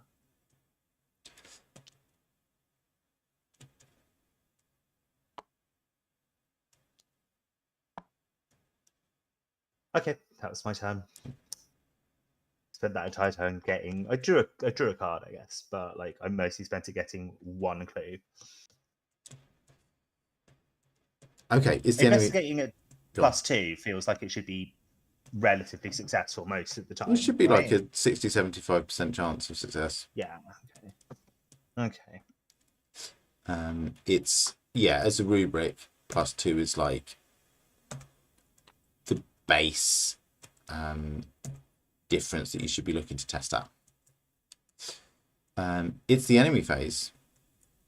Okay. The skittering nonsense is a hunter. It's bucking its programming and it's coming back to me. Wow, it's hitting me. That's what this is not the joyful experience that I've been led to believe, led to expect. Have I taken 2 damage? Yes, I have. Yeah. Okay, so that's hits me for 1-on-1. Okay. It's engaged with me. I'd like to say it will pay for its insubordination, but we'll see. I guess eventually it will.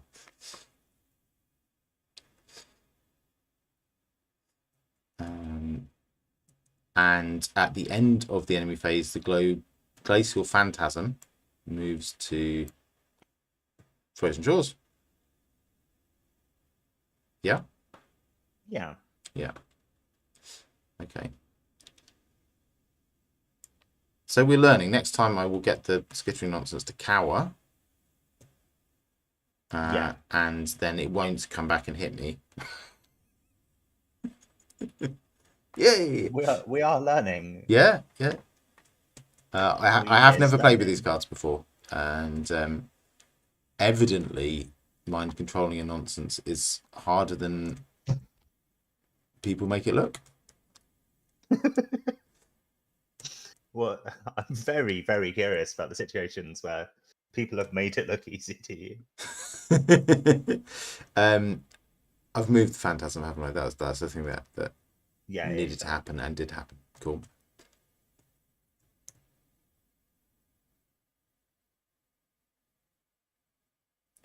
Okay. Are we at the upkeep phase? I think so, yes. Upkeep phase. She's been living in an upkeep phase. Okay, I drew a Tequila. Oh my god. I'm at 4 damage of 6 somehow. Oh god, okay.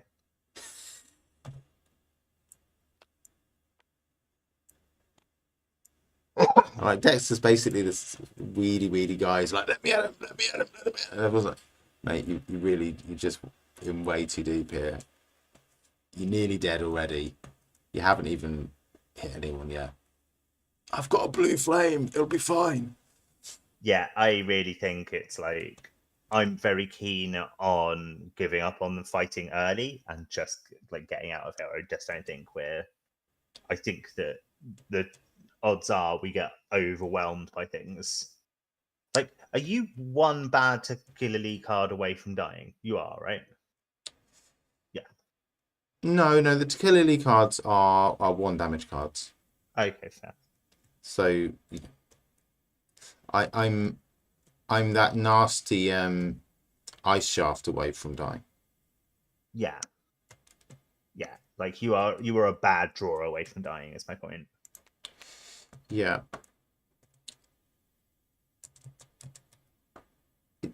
I can't argue with that. I need to find Molly Maxwell and put her into play, evidently. She's the answer to everyone's prayers. Yeah, I'm not ready to give up yet. That's all I'm going to say about it. Let's do the Mythos phase. 1 of 2 Doom. And you've drawn the Ice Shaft. Yeah, that's great. That's as it should be. It's better for me to draw it. Yeah, definitely. For all kinds of reasons, like being good at the tests, like not being a weed, like not having 4 damage already. I mean, I've got neither rain nor snow, but I don't think I'm going to use it because I don't think it's the end of the world if I take 2 damage. Yeah. And I passed anyway. So is that even with the quick learner -1? Actually, it is even with the. Oh.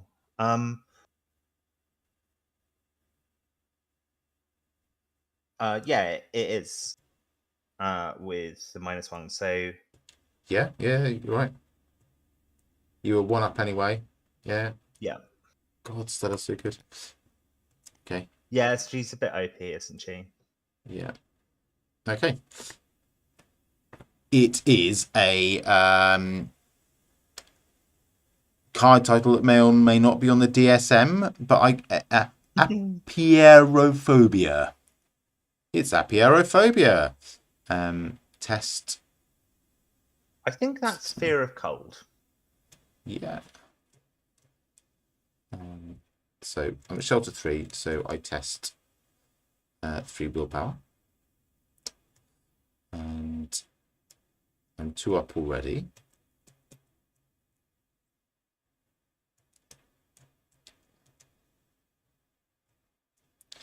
I don't think I'm going to commit anything to this test. That may have been a mistake. Let's see. That was a mistake.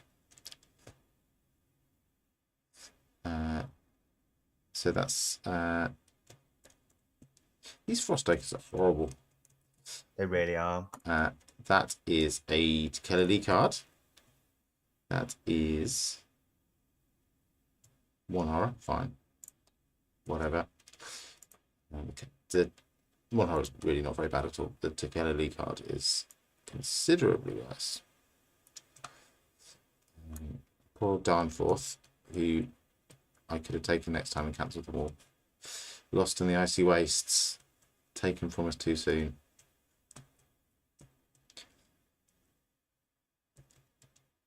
Okay, that is the least bad Mythos phase we've had so far. Yes. Yeah.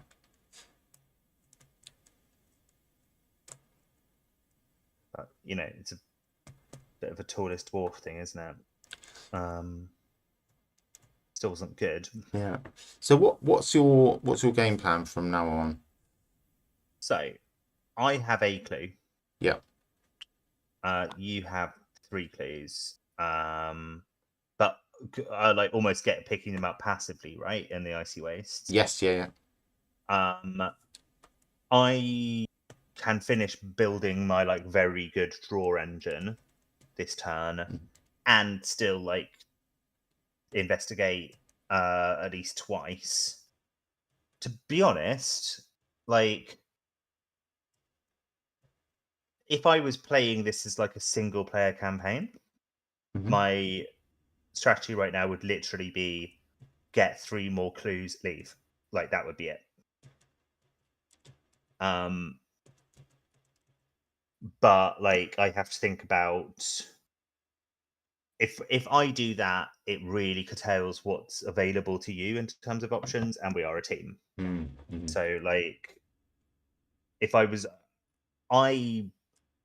am not seeing much proof that we are taking on these monsters and winning. Admittedly, I'm not doing much towards taking on the monsters and winning, but I don't have.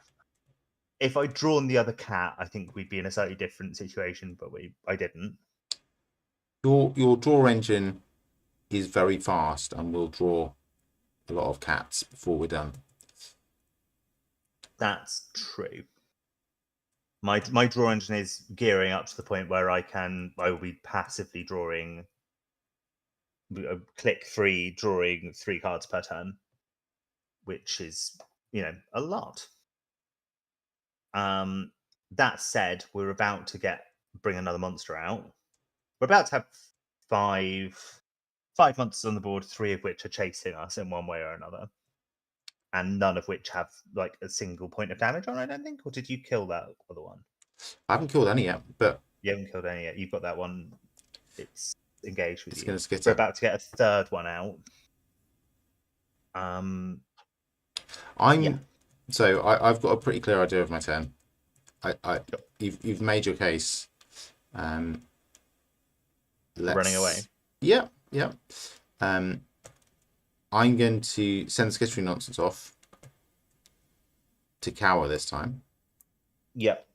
So off you go to there, and you do that.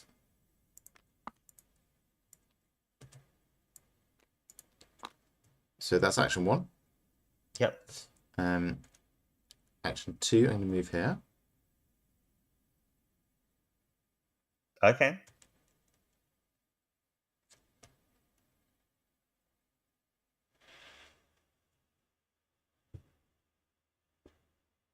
I wonder. Wow, this is much more hard and complicated than I've been led to believe. So what I want to do, what do I want to do? I can send the skittering nonsense there and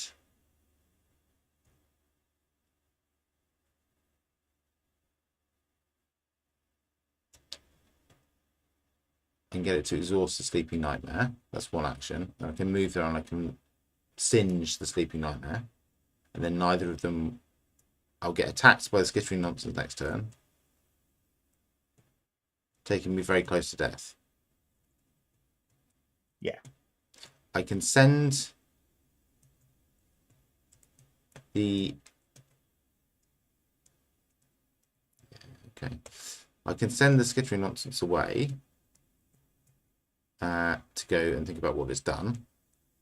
And then it won't attack me next turn. Yeah. Can you see how we're treading water a little bit? And the water that we are treading is rising. Well, what I'm working towards is burning this sleeping nightmare. That's what I'm working towards. Sure. And the point is to maximize the burning. All I need to do is not get killed by it at the end of this round. Okay. And then, like, it's a 3 combat enemy. I've got an Azure Flame with 4 charges on it. I've got 5 willpower. I've got a guts in hand. Chances are I'll be able to take those 6 damage this turn and next turn. Okay, I believe in you. Yeah. How can I support you in doing this, whilst hopefully also picking up a couple of clues so I can run away when it doesn't work? Here's what we do. Here's what we do. Skittering nonsense. Mm-hmm. comes to the barrier camp and cowers. Okay. Next turn it will ready. You will be here. Yes. You can activate Power Word. Can I? I believe so. I believe it's an action that's ability that's at your location. So you can send it off to do stuff. Whatever. It's not going to attack either of us in the next enemy phase.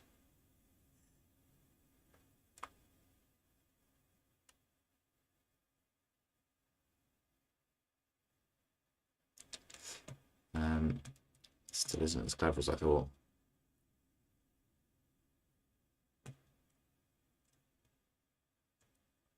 Okay, yeah.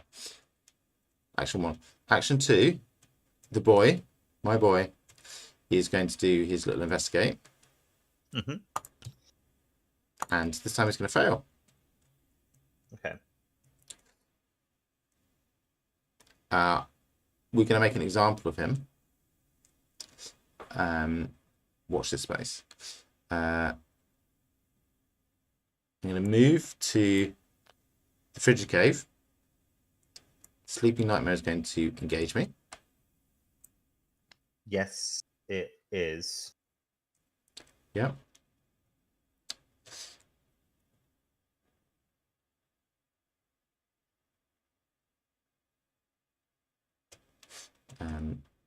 I am going to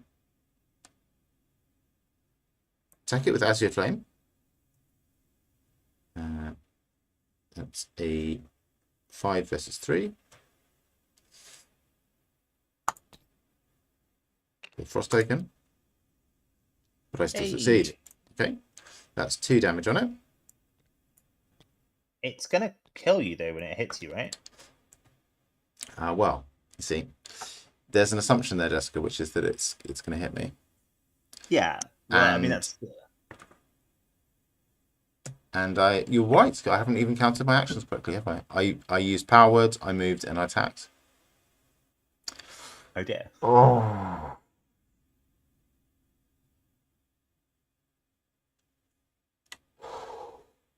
Where was the thing before you used power word?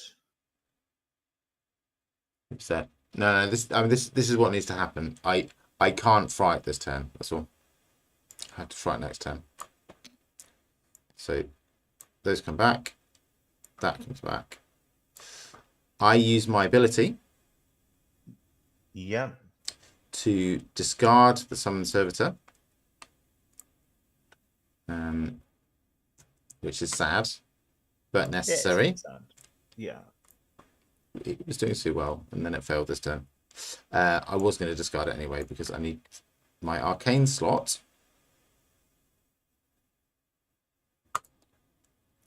To play Miss Sevilla. And for my final action, I will use Miss Sevilla, committing Guts to, I really hope, evade the Sleeping Nightmare. That's a -3, but because I committed the Guts, I was 4 up, and I succeed. Oh. Okay, so that is evaded.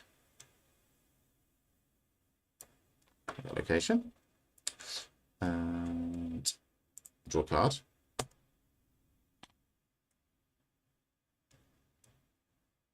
Not now, he has a Throth.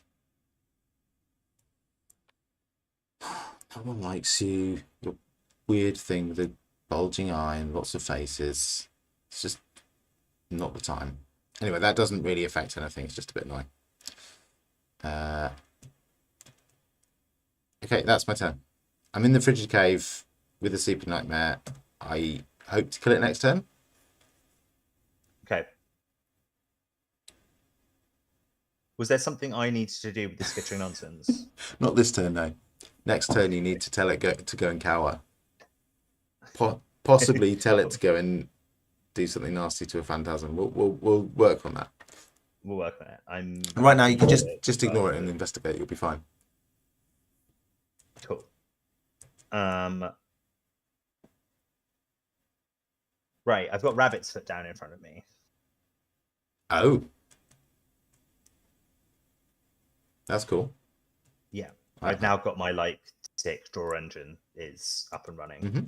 So I will use drawing thin to make this into a 6 versus 2 test that I will almost certainly fail. Yep, there we go. Failed.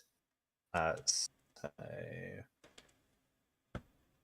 I might gain 2 resources from drawing thin and just draw 1 card this turn. As you wish. Yeah.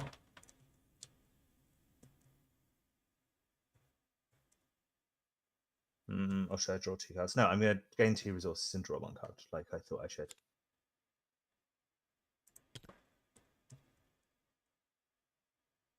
Okay, now time to investigate.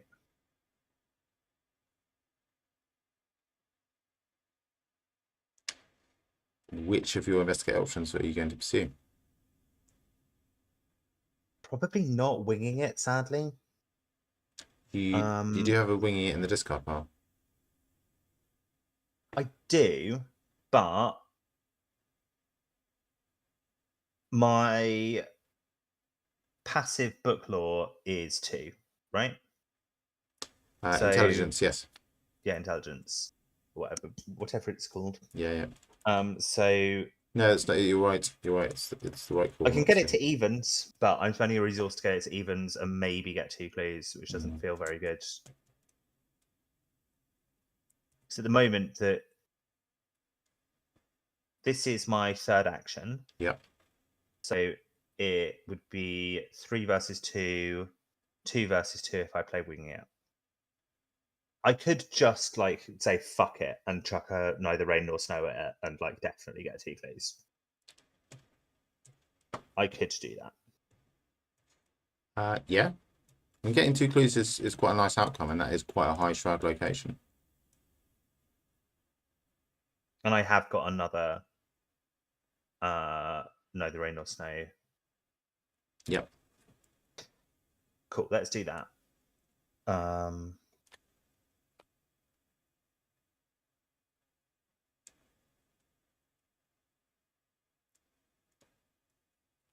So we will shuffle this winging it back into the deck in a second. It costs me a resource. What do we say? 2 versus 2, except it's not. It's going to be 5 versus 2. Let's go. Not today.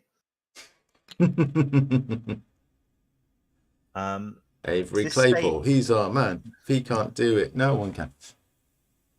Does this stay out? It does, right? I just cancel the effect. Yeah. Yes, that's correct. Boom. Sick. Right. Clay pulled the hell out of that one.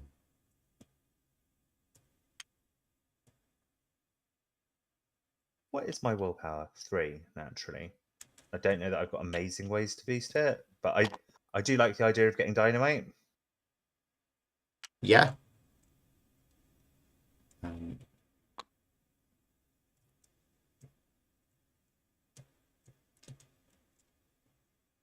Did you grab both of the clues then? I did. Good. So we're on 3. I could do a 5 versus 3 with Augur, and I think I will. Yeah, I think you should. I'll shuffle winging it back into your deck for you. Thank you very much. That's a success. All right, so I now have running away clues for if I want to run away. Yeah. That was all my actions. That's fine. There. It's fine to. That was a good turn. I'm really happy with how that turn turned out. I think we have running away clues. Like plan A is still. We want 12 clues overall, right? Because we want enough clues to get to Snowgraves if we need them. Yes. I guess these 2 plans differ a bit. If it looks like we're gonna win by going to Snowgraves and killing the fucking thing, then like we probably don't need the other 8 clues. But also, who knows? Like the other 4, yeah, the other 4 each. Yeah, the other 4 each. No, yes. I think as soon as one of us goes into Snowgraves, I meant for resigning. It's 4 each to resign. Yeah, so that's 8 clues, and then we need another 4 to go into Snowgraves. Yes, and my point was that if we are spending those 4 to go into Snowgraves, we probably don't need the other 8 for resigning. Because we are probably taking a different path that doesn't need as many clues. Yeah. But it's a bit dangerous. It's a bit like now we have to kill the thing or we're fucked. But like I strongly suspect that's by design, and I like that bit of design. Yeah. In the enemy phase, there are no hunter enemies who are ready. The global phantasm moves to the treacherous path. Completely fails to trip over its shoelaces, which it should do really in a place like that. And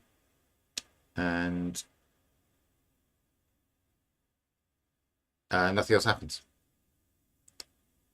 In the upkeep phase, the skittering nonsense readies, sidles up to you, and seeping nightmare sidles up to me.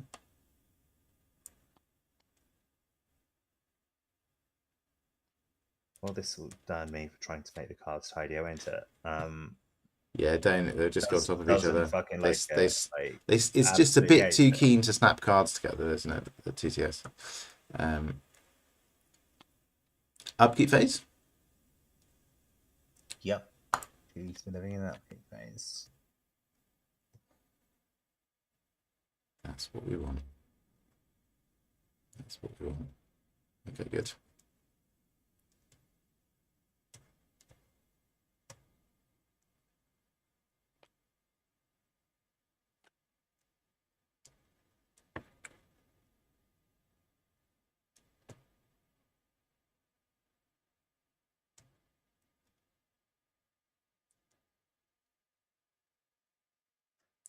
Okay, are you happy with your upkeep situation? I've been upkept, yes. Good, okay. To Doom. We can choose which one, and I think it should be the Snowgraves one. Yeah, I strongly agree. It's another skittering nonsense, right? Yes. Fine. They're much less horrible than the other ones.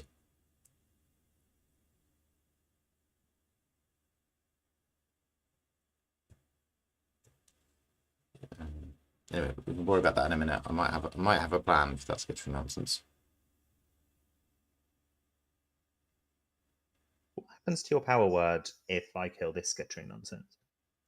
It gets discarded. Goes back into my discard pile. Okay. Then we draw some encounter cards. Okie dokie.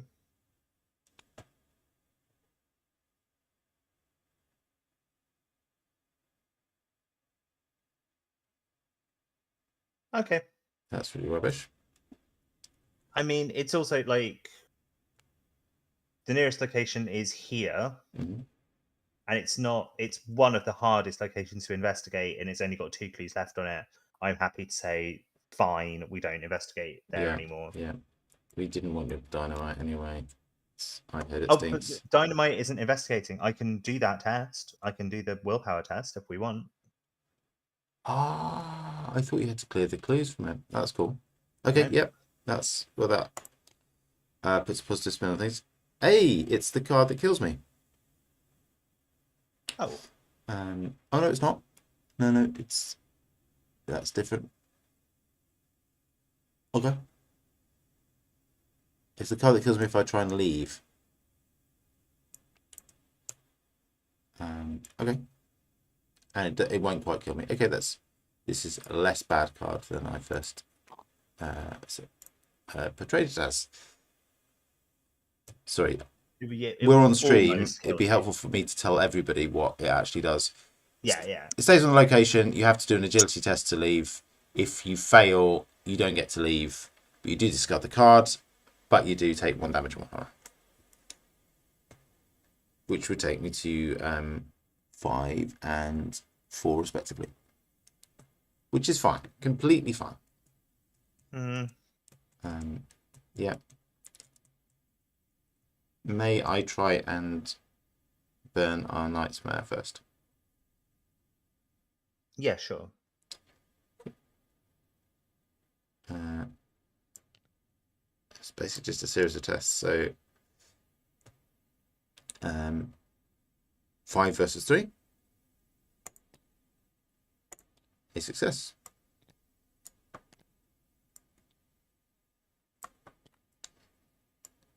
5 versus 3 again. Also a success.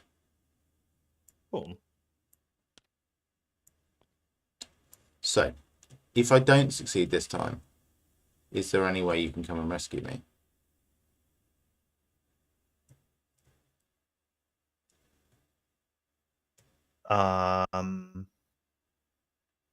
Maybe. Right. I could cut. So move once, move twice. Can I evade something that's not engaged with me? No, I think I could just tank it. I could engage it and then tank the damage. You would need to also tank the damage from the skittering nonsense. Right. Then probably not. So, Like, I guess yes. If it's that or you die, then yeah, I could literally do that. And not like completely just die. Yeah. I should have triggered the lucky cigarette case on the first of those because that was I was 2 up and I got a 0. So let's just see. Okay. Yeah. So basically, what this boils down to is that I will commit the 1 willpower I can have on my hand to this test if we do a fight test. I could kill this enemy this time. Yeah. I could fail to and then be stuck with it with no actions left.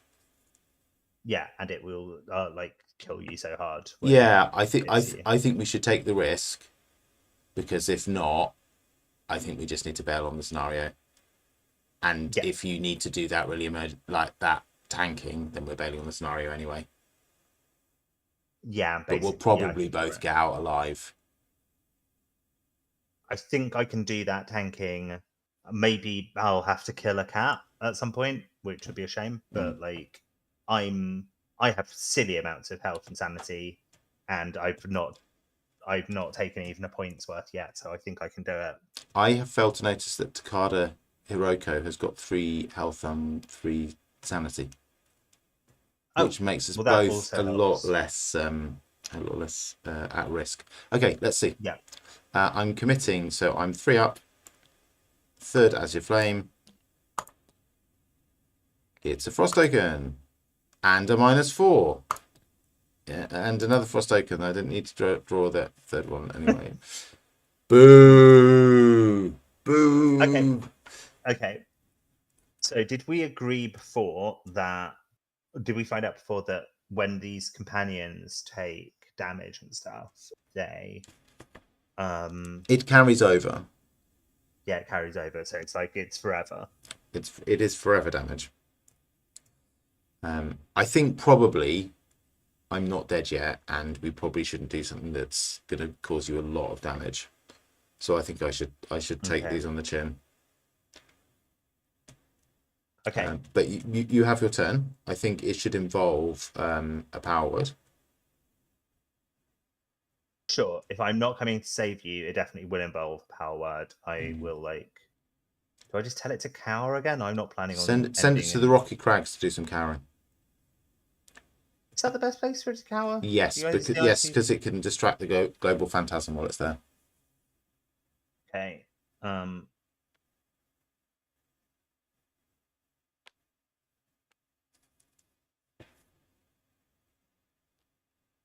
Okay. There it goes. Are you happy with that? Can I do both of these, Dave? I thought you had a special thing that allowed you to make it move and cower. Yes. Yep, it's in this upgrade sheet here. But doesn't that only apply to you? No. Oh no, it will apply to me as well, won't it? In terms of what the rules do, these upgrade sheets basically add text to the card that helpfully isn't actually ever written on the card.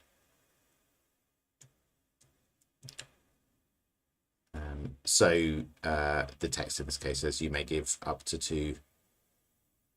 You may give two different commands when you parlay.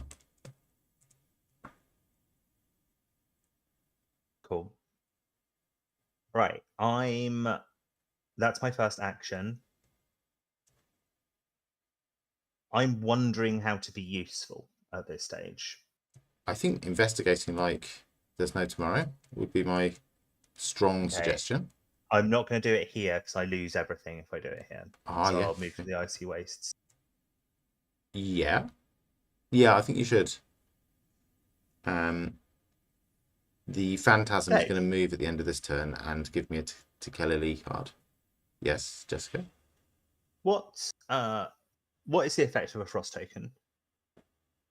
It's -1. Is it only -1? I thought it was -2. It's -1 and draw another token. And then if additional 2 frost tokens are drawn, it's an automatic fail. Why do you ask? Do you want me to check? I mean, because I thought it was -2 and it's not. It's -1, and I've only just realized that from reading this. So I'm actually going to make my second action, drawing thin, investigate on this location, which I have no chance of succeeding at. So I'll be like 2 versus 6. Yeah, and it's an auto fail anyway. So I'm going to draw 2 cards from that.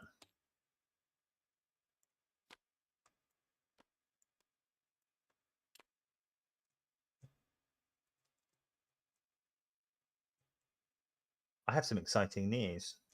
What's the exciting news? It's that I've got a gun. Hey. I think I'm going to install this gun.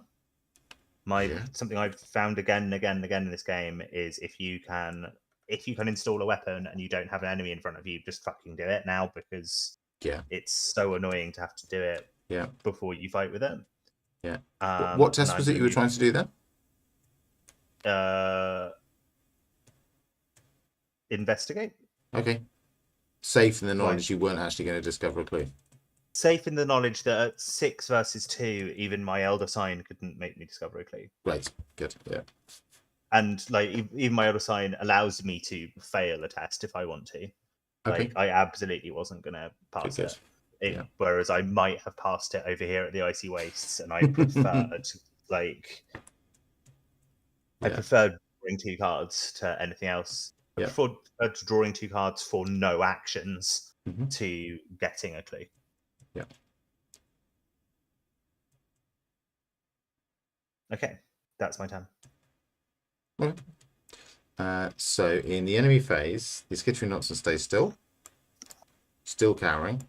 The Global Phantasm comes over to the Rocky Crags.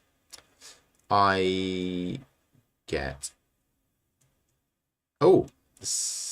before that happens, the Seeping Nightmare hits me for 2 of each, so I'll take 1 damage on myself and put 1 damage on Takada, and I will take 2 horror on myself, and then I get a Tekelili card because of Phantasm reasons. I think I'm far enough away from the Phantasm for it to not be a problem. I believe you are, yeah.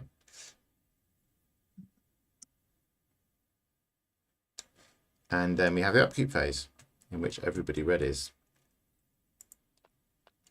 Yep.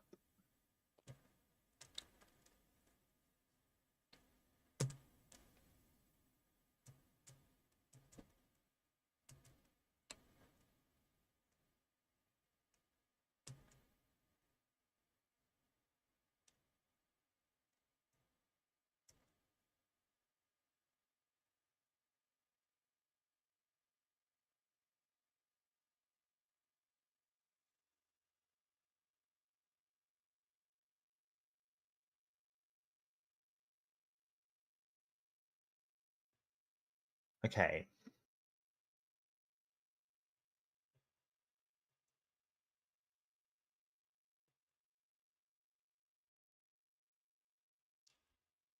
Okay. We need to I think we're both slightly reeling with all the things that we need to hold in our heads. But it's the Mythos phase. It is Mythos phase. We know how to do this. It's just like bare your teeth and watch them get kicked in is basically the general approach. Okay, that's the one that I really don't want to have. So I'm glad you got it. And I'm quite good at it as well. Yeah. Not to brag. I always feel a bit sad about that. Dexter is part rogue, and it's really good that he's got 5 willpower, but it's a bit sad that he's got no agility at all. Do you want to take your test? Yeah, I'm just working out whether I want to fiddle about with it. Mm-hmm. So I'm at evens at the moment. Yeah. No, I'm going to hang on to the cards I've got in my hand. I will, however, use Avery Claypool. He's a fucking legend. Okay, I lose and I get a killy card added. Mm-hmm. I'm proud of you and the teeth kicking that you have sustained. Right, I get a Polar Mirage. God, I've forgotten all about this horrible through the eyes here. Okay, that's just wrecks everything, doesn't it? That just wrecks everything. Okay. But whilst the Polar Mirage is bad, there's no doubt about it. At least it doesn't. I mean, to be honest, I don't think either of us was like looking to get any clues from the frigid cave, were we? I might momentarily have thought how nice it would be to have a mineral specimen to take home with me, but I'm happy to kiss that particular dream goodbye. Again, you do not need to have gotten all the clues in order to do that. You can just do it. Thank you. That's helpful to know. You'll add a thing to the chaos bag, but like, hey, that, you know, coincidentally, that's top of my list of things I absolutely not doing under any circumstances whatsoever. I mean, if you were about to resign, right? If we were about to resign out of this location, you'd be like, I guess it stays around. It stays around. It stays around. And much though I love Avery and I love singing his little song, sometimes he's not able to step in and those tokens come out. And it's a bad time. Well, I do think generally we should be trying to get these things a bit more. Yeah, for sure. Like, do we even have the small radio? Yeah, because that seems like an easy one to get. Yeah. Let me just take my turn and then I'll check that. So please, dear God, work. Please, dear God, work. I'm going to pitch Clairvoyance. So I'm 3 up. I'm going to use my last Azure Flame counter. Oh, thank God. Thank God. Okay. Boom. Okay. The nightmare seeps no longer. It's a goner. So you've got anything like cool written on the back of it? No. Just dead, and we don't get. You don't even get a victory point for it. I think that's cruel. It gains victory 0, and 3 Elidons get removed from the game. Yeah, which is good, obviously. Yeah. I don't want to come across as these small-minded, but the less Elidons in Antarctica, the better, frankly. Yeah. Yeah.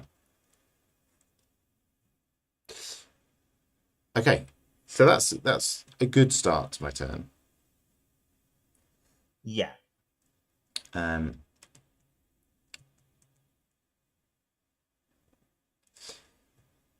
You're a little bit stuck where you are, aren't you, Dave?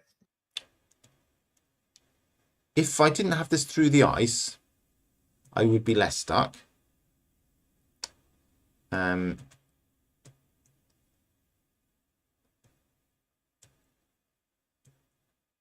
But yes, I. Do you know what, Jessica? Well, If I had those 2 experiences from last time, I was going to spend them on being able to, um, the other two little empty boxes here under bonded, and I'd be able to yeah, activate power word from one location away, and I could deal with both of these enemies. yeah.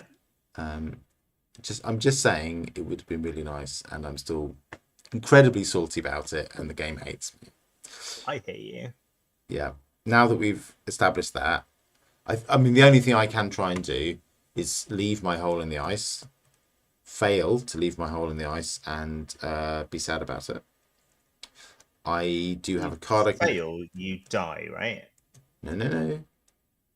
Because you can keep. Takada. You can dub it on Takada. Takada gets another ding. Sure. And the skittering nonsense comes and attacks me next turn. But I don't die. Even then, I think. Even then, I yeah. Yeah, because this moves at the end of the enemy phase. Yeah. Okay. Yeah. Okay. So sleight of hand goes down. Committed to the test. I am at evens then, is that right? No, I'm 1 up now. So yeah, I might get lucky. Or I might pull the frost token. Or 2 frost tokens. Oh boy. Okay, so 1 damage.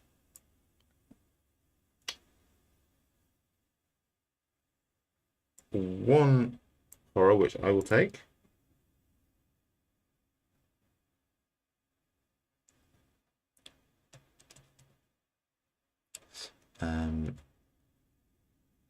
Discard. Through the ice is discarded.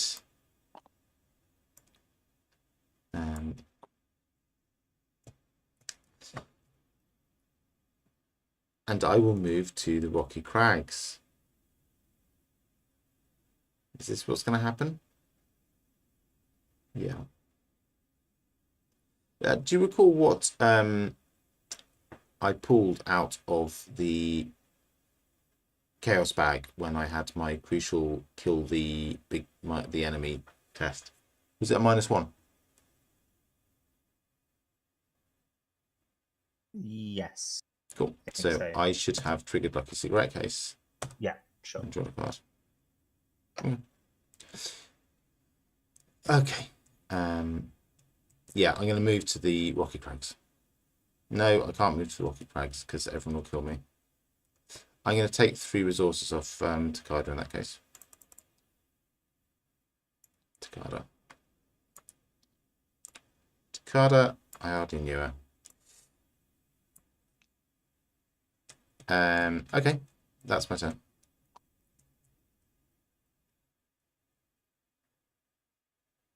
It's ups and downs over here in the frigid cave, Jessica. Mostly downs, if I'm honest. The killing the sleeping nightmare was a little up. Yeah. And then you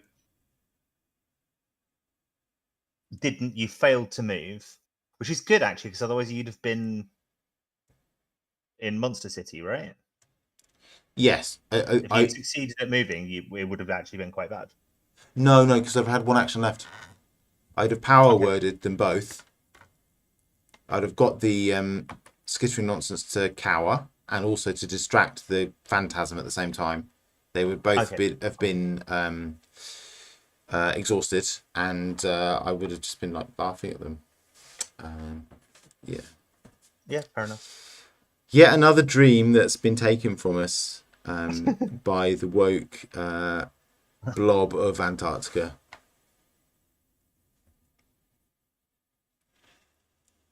What would you like to do? I'm just letting that comment sit for a minute. I'm talking more and more nonsense. Possibly we should talk about how much longer we want to stream for the rest of the evening before I start to say things that are really unwise. Absolutely an excellent idea.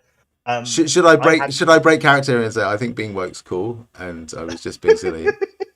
I think being woke's great, and Yeah, I hate absolutely everybody who uses it I as a pejorative. it frustrates me enormously how little meaning it has as a word, and how it just basically means someone who is not thoughtful, Yeah, doesn't like this thing. being thoughtful is I good. don't think very hard, but I don't like the thing that I'm encountering. That's all it means. Right. Nonetheless, things that are called woke, on balance, are generally a lot better than the people who call them woke. Oh, massively so. I can't think That's of anything. If someone told me that movie's really woke, I'd probably buy a ticket on the back of that. Like, yeah, that's where I am in life. and walk in the opposite direction from that person. Yeah. Like the Barbie movie, like, was knowingly woke and was kind of like poking fun at itself for how like right on it was being, and was gloriously fun for that very reason. It was a good movie. I did watch that in China. Did the line, we're going to go completely off the rails here, the line that you said was a very emotional one for many of the party that you were with, was that the very last line in the film?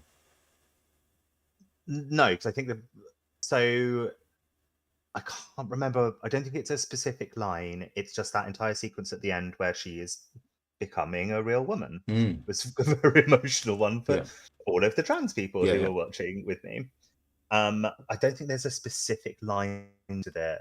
It's not the last line in the film. It's that entire sequence of like kind of like rebirth sequence that happens. I watched the film again. Like, I think the film has got some structural problems, but it completely overcomes any structural problems it has by just being incredibly fun the entire time, and like not giving you time to care about the fact that like most of the action in the film centers around Ken rather than Barbie is like a structural problem with the film. But it doesn't matter. It's a kid's film. Like, I shouldn't be criticizing I it in will this say I way. think Ryan Gosling's performance was absolutely incredible in the most ridiculous, hilarious way. But like, I will be thinking about that performance for the rest of my life because it was something else. It's incredible. Well, so many of the actors just look like they're having the time of their lives. Yeah, it must have been an absolute blast. My fucking god! Margot Robbie was in my town the other week, and I didn't get in the pub in my town, and I obviously I don't go to the pubs in my town very much. Not particularly not that one where rich people come into the town and go to the pub. It's not my local. But I was like, oh, I would have loved to have just gone and say you rock and you're really cool. Like, not only were you Barbie, but you're also like down with the writer's strike and a trade unionist. Yeah, she's fucking awesome. Right. Let's return to the rails. You have a turn to take, and then maybe after it, let's talk about how much longer we're gonna stream for and what we're gonna do. Maybe this should be the last turn if we just like did possibly a, like 5-minute segue. We're about digressing. Barbie. We're digressing hard, aren't we? Okay. Yeah. So if you're comfortable with that, I think we'll make this the last turn. Yeah. Right. Now I've got this gun, I actually feel like if I was in the same place as this seeping bastard cunt thing, I could kill it like really effectively. It's just a question of getting there. Like, I might have to tank damage from it for a turn, but that would be it. Yeah. So I think you would be get there, fight it twice, not have enough action to do anything else, which is fine. Okay.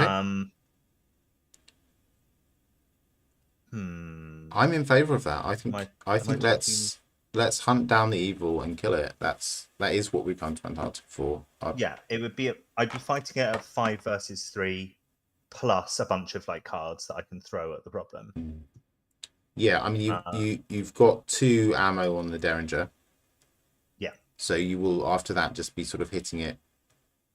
Well, I've got Act of Desperation in hand as well. Oh, I mean this is a renewed sense of purpose for our expedition. I think we both know what has to happen. I'm a bit sorry that it seems that we'll have to wait maybe a whole week for the coup de grace, but by goodness, I'm here for it.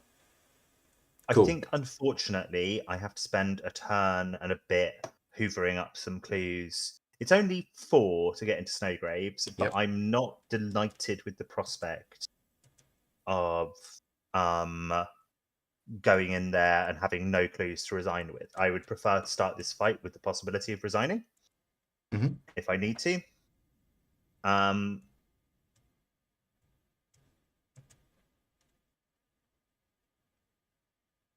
So I think I'll get a couple of Icy Wastes. Yeah, if you stay where you are, the skittering nonsense will come to Icebreaker Landing And then then chase you me. rather than come to meet you, and I think that's definitely better. Okay, I will begin with a drawing thin. Oh, this should have been discarded.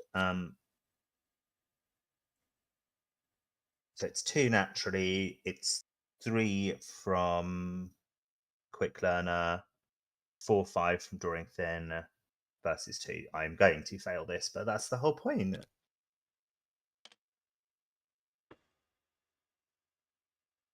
So I think I'm going to take 2 resources off Drawing Thin and draw a card off Rabbit's Foot.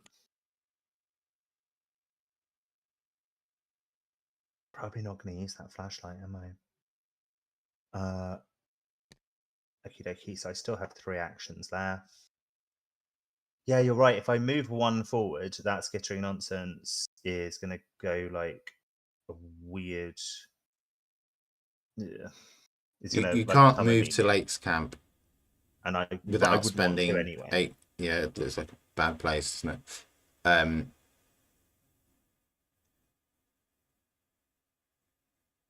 Yeah. If you move to the ice sheet, then it's quickest route to you is through the frozen shores. I don't think that's true. I think they're equidistant. Where is it right now?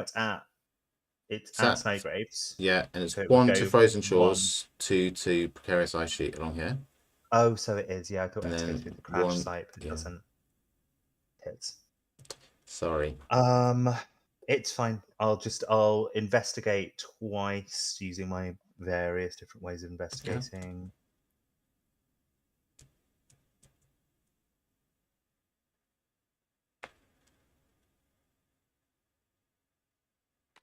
Okay, yeah, I will use Wing It for this one.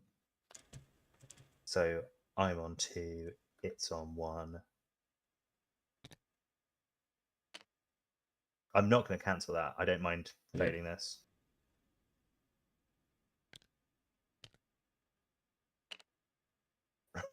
How many times does that fucking cultist come up this, like, seriously? Yeah. It's insane. Yeah, right.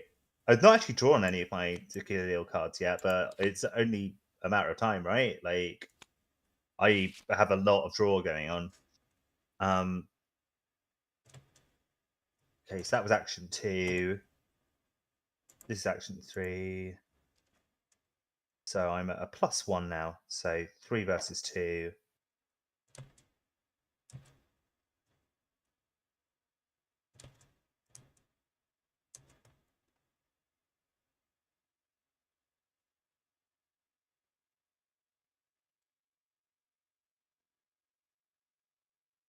Sure, I'll do 3 versus 2 for this one. Fine.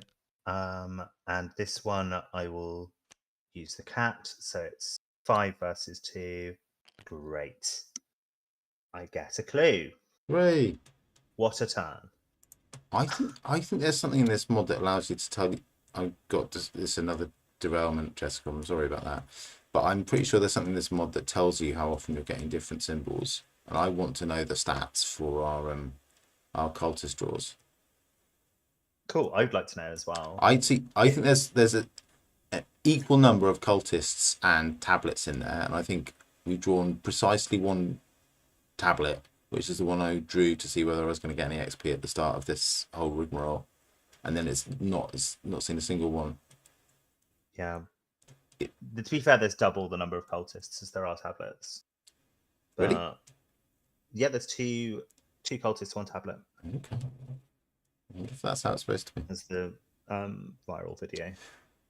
This is the NSG Mark dice all over again, isn't it? I've not seen that video. It Have sounds you very not? funny. No, Oh, I've not seen it yet. oh, this is. Well, I Um, mean, it's sounds like my sort of an kind of show. aside. Has made in a couple of his recent streams, but I think that's possibly been my favourite thing of September 2023. is that in some weird sort of meta reference to the fact that you always get archives as your mark, like about 2/3 of the time when playing JNet. I'm absolutely convinced to it. NSG I've noticed it. Everyone's NSG noticed it. created a dice that allows you in meat space to simulate exactly the same experience by rolling archives all the time, and gave it away as a pro. I mean, I would love to have one of those dice. I was like quite keen on having it before I knew that it was weighted to archives, and now, my goodness, I want one of those things. And now the cat's out of the bag. They'll never make one again. It's tragic. That's very funny. Right. I think we do monster phase and we upkeep and then we do ignite, I think. I think so. I need to check this before we play again. I'm pretty certain that I realised how much damage and horror I was going to take in this enemy phase and allotted it to myself already. I don't think Takada is going to die now. But before we play again, I will check and we can kill her off if needs be. But I think I missed that one off. But Skittering Nonsense comes and attacks me. The Glacial Phantasm comes at the end of the enemy phase and doesn't attack me. They are both now engaged. Got it.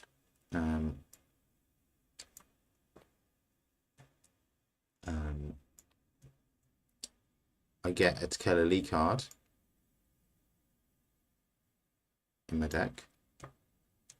One of approximately 300,000 that are now there. I think I'm putting these cards in quicker than I'm drawing cards out of the deck, which is not a great look. This Skittering Nonsense comes to our camp. Yep. But does nothing further. And then we do the upkeep phase.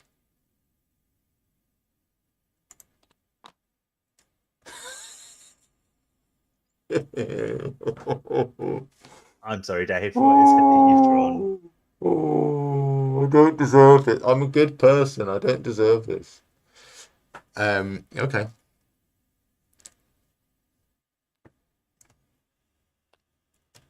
I mean, the really fun part of this, Jessica, is that if I do now get killed with this wretched thing clogging up my hand, I'll have another, almost certainly have another scenario where I don't get any XP. Oh, I'm sorry, Dave. Let's try to make sure that doesn't happen. Yeah. All I need to do is we've ended on. All I need to do is to say one magic word, and these two enemies are going to run away. And then I can probably stay ahead of them for like a little while. Yeah, we are going to need to kill them at some point. Yeah, that's true. Or resign. Yeah. I'm at the point where I actually feel confident enough about fighting this seeping nightmare that I might go blazing in without all of the like necessary clues. I think you should. Yeah. Do it. And just kill it.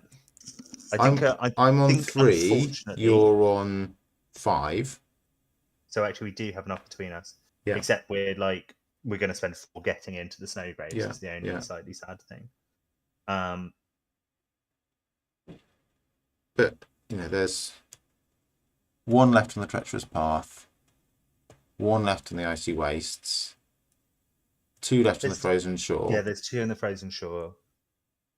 There is also a case for just like, by the time I'm going in here, it's only going to have 1 Eidolon under it anyway. Yeah. Because it's going to spawn 1 in a minute. Mm-hmm. So at best, it's going to have 1 underneath it. There is a case to be made for just like waiting for them to come to me and then killing them. but I don't think it's a great case. I think if I possibly can kill the Seeping Horror with an Eidolon left under it, then I should do that. Seeping Nightmare, even. Yes, I agree. Yeah. If I'd drawn a Derringer earlier, I would have been more on board with this plan earlier. I just didn't see any way of me like doing this kind of damage. I had set up my draw engine. I do have a machine gun in my deck. That's really nestling cool. amongst 300 million to kill elite cards. There is a single machine gun and the ability to sleight of hand it in and out of play. Like I've got, we're really ignoring the rules here, but like I've got 2 copies of Resourceful in my hand. So like I can play this Derringer. I can use up this Derringer, throw it at the monster, get it out of the discard with Resourceful, and reinstall it. Like that's pretty good. I mean, I fancy your chances of killing off these enemies slightly better than mine at present. Yeah, because I've also got like loads of damage to tank my way through. Yeah. I'm very nearly dead and have a very nearly dead airplane mechanic in tow. Anyway, let's see. This is going to be fun finding out. I'm bullish. I'm still bullish about this. Me too. I'm excited for next time. Before next time, something else very exciting is going to happen. What is that? The day after tomorrow, we are commentating the East Anglia Champs Netrunner tournament. Yes, we are. I have been reminding myself of how to play the game of Netrunner. It's no small part for this championship. I'm excited for that, Dave. I'm really looking forward to it. I think it's going to be a blast. I think our faces are not going to be on it, but our voices are. Which is ideal for many people, I believe. I think so. I did kind of hope at some point to spring on you a sign that said it has been X days since Jessica last complained about Hermes. But I think that's not that will come across less well in the audio medium, so I think we'll just have to ditch that idea. I can't imagine myself getting through something like 10 hours worth of commentary. I think we've been told we might have to do 8 to 10 hours worth. I cannot I remember before one of our broadcasts, I was like, I'm not going to whinge about this card, and then I just did it for like half an hour. Sometimes the right thing to do is to accept your limitations as a person and work with them. And one of my limitations as a person is that I really hate Hermes as a card. Yeah, and sometimes the best thing to do is to turn your friends' limitations into a bit and gently mock them for it and make everyone feel happier about the experience. Yeah, absolutely. It's the right thing to do. Well, we'll try and do that in the audio medium. Silliness aside, I'm really looking forward to it. I think it'll be loads of fun. I think it'll be relatively silly, but not too silly. And if it is, well, it is. Yeah. Cool. Well, we have that to look forward to. Shall we say good night, Dave? Yes, absolutely. This has been a blast as ever, Jessica. Look forward to streaming some Netrunner commentary with you on Saturday and picking this up again next week. Yeah. And good night and lots of love to our millions of adoring fans, and we look forward to spending time with you again soon. Good night, everyone. Cool. Bye-bye.